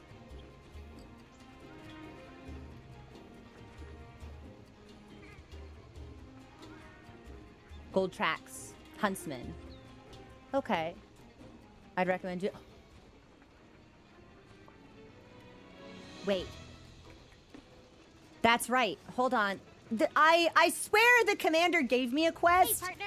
that I then did not see in the quest hold on. No. I'm missing something. Oh, it's not optional. Is it assigned? It's assigned. Beyond the Blasting Scales. This quest courts only those with absolute faith in their abilities. You face 2 abnormally powerful Basil Geese. It feels weird. Like, it does feel like it should be geese if there's more than one. 2 abnormally powerful Basil Goose. Defeat them to prove you are a true master of the hunt. Uh-huh. Mm-hmm.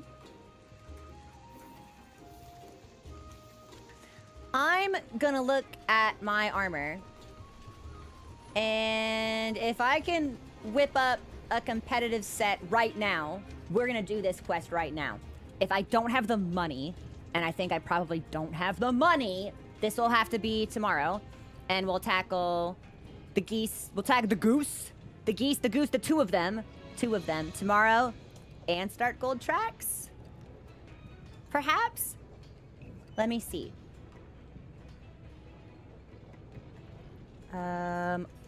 Hold on. I want to double check my Hunter's notes because I can't remember. I thought Basil was just fire, but I want to double check if he's blast also. Because we've got a bunch of blast resistance on some of our gear.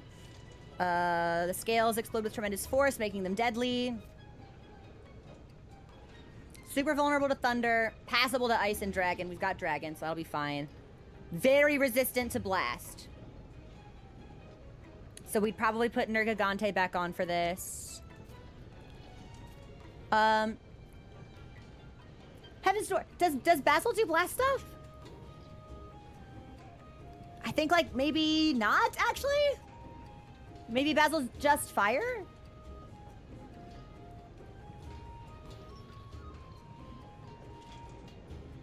Some people are saying yes, some people are saying no.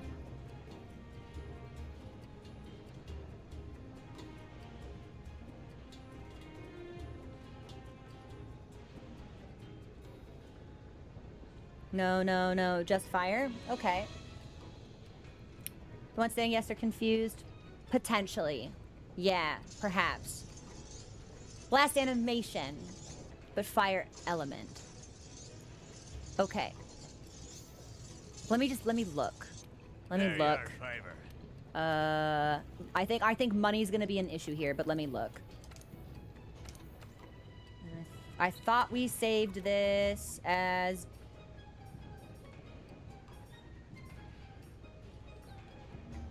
That's so funny. Yeah, okay, so we'll save this to Devil Joe. And then we'll make a new one. Teostra had a lot of fire resistance, so we could use that as a start. Alternatively, hold on. I'm actually just going to take a picture of this, because I think if we run Teostra gear, we'll get really high fire resistance anyway. And then we can upgrade from Rathalos, because it'll already have Wex built in. A full Teostra set may actually be really solid here. Hold on. And if it turns out that prepping for the hunt also takes too much time, then at least we're good to go tomorrow. Yeah? And we don't need to do a whole lot of building. What was I doing? Yeah. We don't want to use Blast. So let's go back to Nergigante. And I know, we'll get to book club. I'm doing my best. We lost about 30, 40 minutes because of OBS's weird fucking problem. So give me a second. I'm doing my best. 7 fires if we did Kaiser. I actually really like having the evade extender. That's kind of awesome. So, but we don't need the blast attack, which means I think we can pop off Hold on. We can pop this off. But we will need a Wex. Which we actually may not get from this, so we may need to swap Torso, which is also giving Blast Attack. It's giving Blast Attack.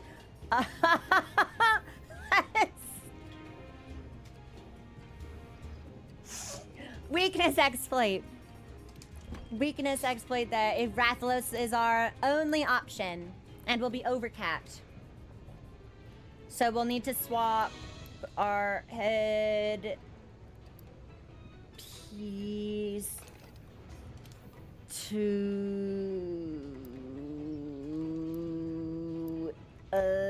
this is gonna take longer than I thought. I will try to do a little bit of this off stream, actually. Yeah. We lost the load-bearing Wex piece. And that mandates that we now change headgear and coil and the Dudecos. Yeah, we lost the load-bearing stuff. So we'll open with Basil tomorrow, if that's okay with everyone. And then, y'all want to read Pickle before we call it for the day? Yeah. Let's say Pickle, and then after Bagel, we could read Kushala or Teostra or Kieran. If they keep giving me monsters we've seen, we can start reading out. I just don't want to sit down and read 5 monsters all at once. That's too much talking for me. So no, we'll get to Vol. Trust me, we'll get to them. Let me get a page number for Pickle. Actually, hold on. Page 368. My mods are the fucking best.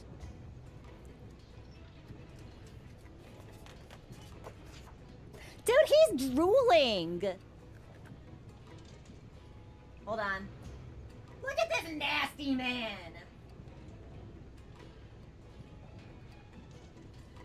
That's how I look in front of the fridge at 3 o'clock in the morning, pulling shredded cheese straight out of the bag. That's how I look in the kitchen, feverishly spooning peanut butter into my mouth on a stream break. AKA tyrannical brute. A primal and ravenous impulse to feed fuels the Deviljho, devourer of all who stand before it, said to have driven a certain region of the old world to the point of total environmental destruction. The guild has seen fit to deem this brute wyvern a special target on par with elder dragons. Whether a creature is small, large, or even an elder dragon, Deviljho will attempt to consume any living creature, going so far as to cannibalize members of its own species. While it does pose a threat to all forms of life, fortunately Deviljho's insatiable cravings and out-of-control metabolism granted a short lifespan. Guild's like, damn, at least this thing dies fast. Perhaps that is why, until recently, there hadn't been Deviljho sightings in the New World in 40 years. What do you mean? He will go after elder dragons. I kind of want to see that. Because I feel like Nergigante would throw down with this dude. I can't see him winning any of those encounters.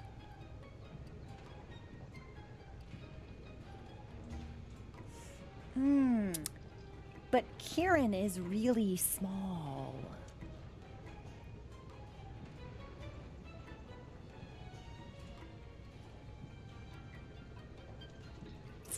I think like smaller than Great Gyros.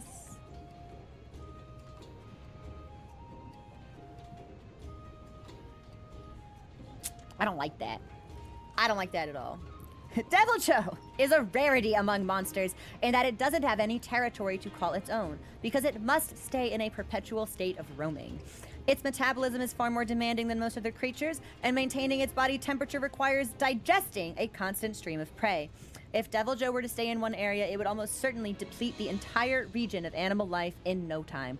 Tracking by scent, Deviljho approaches its prey and attempts to swallow it whole. Equally disturbing is Deviljho's uncanny ability to adapt to its surrounding environment, with hazards such as effluvium or lava, leaving the monster wholly undaunted. Dude, bro doesn't give a fuck. He's just hungry. This brute's sadistic desire for food can be seen in how it tramples through Rathalos nests in the ancient forest or Diablos dens in the Wildspire waste. Deviljho may be seen sunbathing in a Rathalos nest, or perhaps it's simply waiting for the nest's owner to come back so it can enjoy an easy meal. The commander refers to Deviljho as the World Eater. A recklessness that leads it into direct conflict with large flying wyverns. Each region of the New World... Oh! And now I can listen to his theme from the orchestra! Because we killed him! Wahoo! Each region of the New World has one monster that resides at the top of the local ecology. For the ancient forest, that would be Rathalos, and for the coral highlands, Legiana. Usually only flying wyverns display the capacity for flight, and as such, they tend to have the clear advantage against wingless monsters. Enter Deviljho, who not only stands its ground against flying wyverns, but launches preemptive attacks at them, roaring crazily all the way. Should airborne monsters try to make aerial strikes, Deviljho fights back with all its might by clasping them between its powerful jaws and hurling them away. This fearless behavior and daunting strength are why some in the old world called Deviljho gluttonous demon. What's more, even when it is not hungry, Deviljho may attack smaller monsters for no particular reason whatsoever. A cruel trait that puts Deviljho in a class of its own. Ooh. I don't like that. Not even one bit. I would, however, like to eventually be in the ancient forest when Anjanath, Rathalos, and Deviljho are all present at the same time. Because I'd like to observe what interactions could occur between the three of them. Like, I want to see how Rathalos and Deviljho interact. I want to see how Anjanath and Deviljho interact. I still haven't seen a turf war between Rathalos and Anjanath. I need to get all of them on the map. And then put on the Gilly Mantle and watch from afar. After dodging the Deviljho's breath attack, Rathalos can sink its claws into the brute wyvern's back, but the enraged Deviljho will shake him off with superior strength! Even the King of the Skies is a mere peasant before the gluttonous demon. Hold on now. Like, I may have my beef with the Raths, but you cannot do him that dirty. Acidic saliva that corrodes its play's plating. Deviljho's overactive metabolism leaves it in an almost constant state of craving sustenance. You and me both, bud. The sight of this monster with acidic saliva drooling from its mouth is enough to leave other creatures transfixed with fear. This saliva is used mainly for rapidly dissolving Aptonoth shells, which I assumed when we found that Aptonoth carcass, it had a big chunk missing out of it. I was like, oh, he just bit it. He bite. And it's like, yes, he did bite, but he was able to bite because the saliva weakened the Aptonoth's hide sufficiently. It's strong enough to eat away at the steel plating of a hunter's armor. Heaven's Door, yes or no? Can Deviljho inflict the defense down status?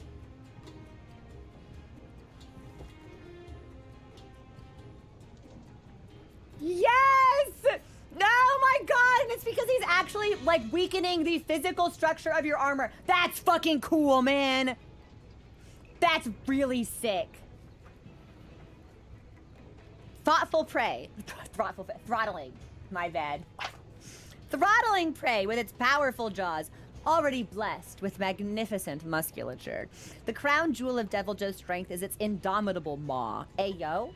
Once its prey is locked between its mandibles, Deviljho will throttle the creature without restraint, often ending the prey's life then and there. Deviljho has been known to leave the site of a struggle with prey locked in its mouth, carrying the corpse around like a portable meal. Should a Deviljho spot another suitable walking meal while its fresh prey is still sitting in its mouth, Deviljho may display some darkly humorous behavior. Overcome with excitement, the Deviljho has been known to forget that it already has a meal in its mouth and assault the new prey with its former victim by smacking it or even throwing the unfortunate corpse like a projectile weapon. The spikes you see lining its mouth are actually full-grown teeth, Deviljho will remove damaged teeth by rubbing them against the ground and tearing them out. And new teeth will grow in to replace them. He's a freak! He's a freak doing freak shit.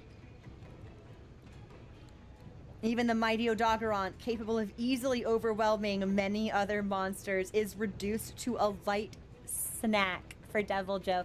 And there's a picture here of Deviljho carrying Odogaron in its mouth, like we've seen in-game. Good.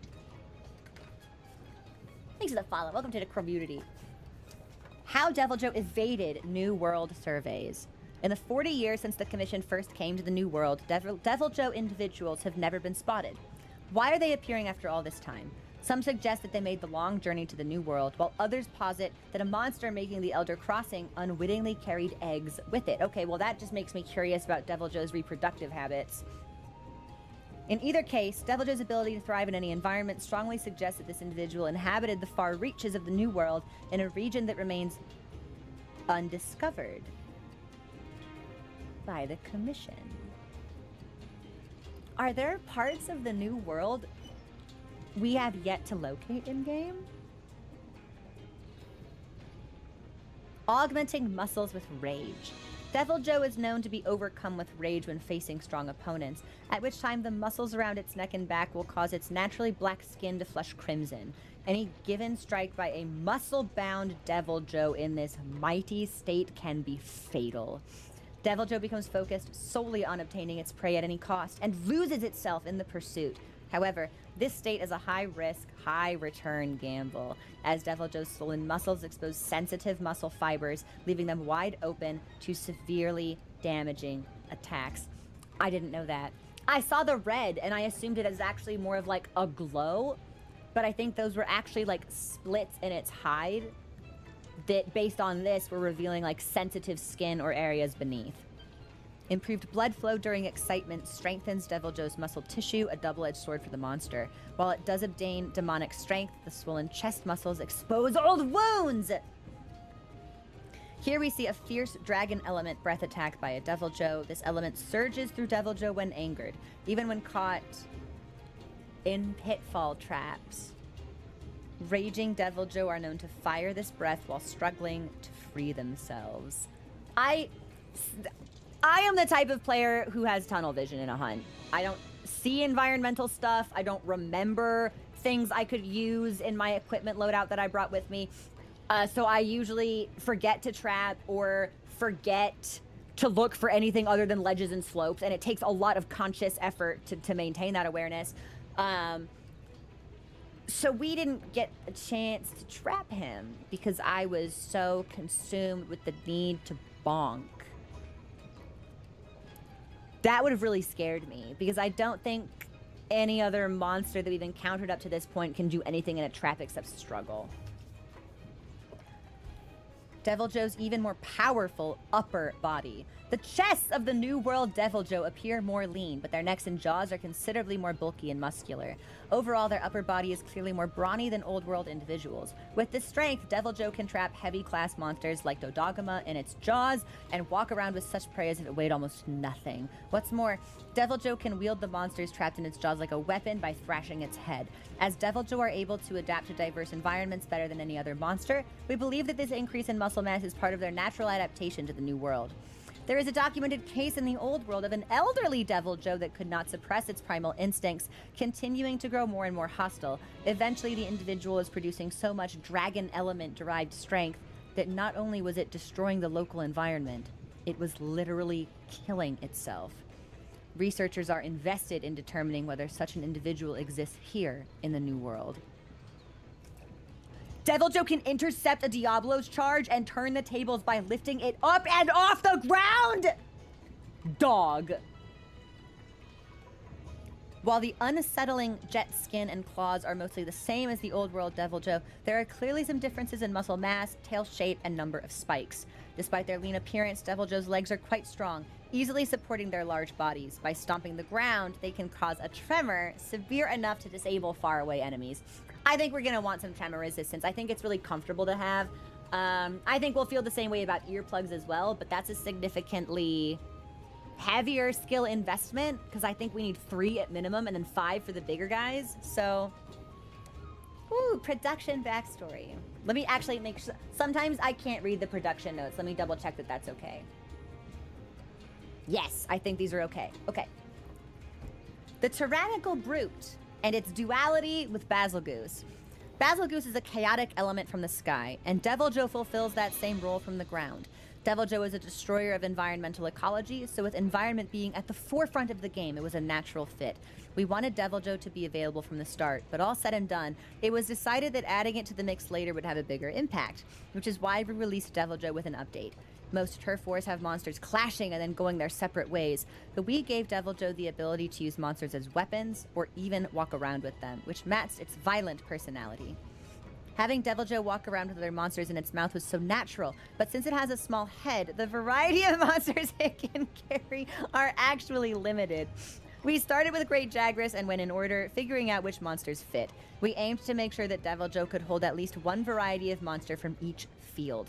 If we couldn't at least do that, we knew that Basilgoose would overshadow Deviljho, which would have disappointed a lot of the Deviljho fans out there.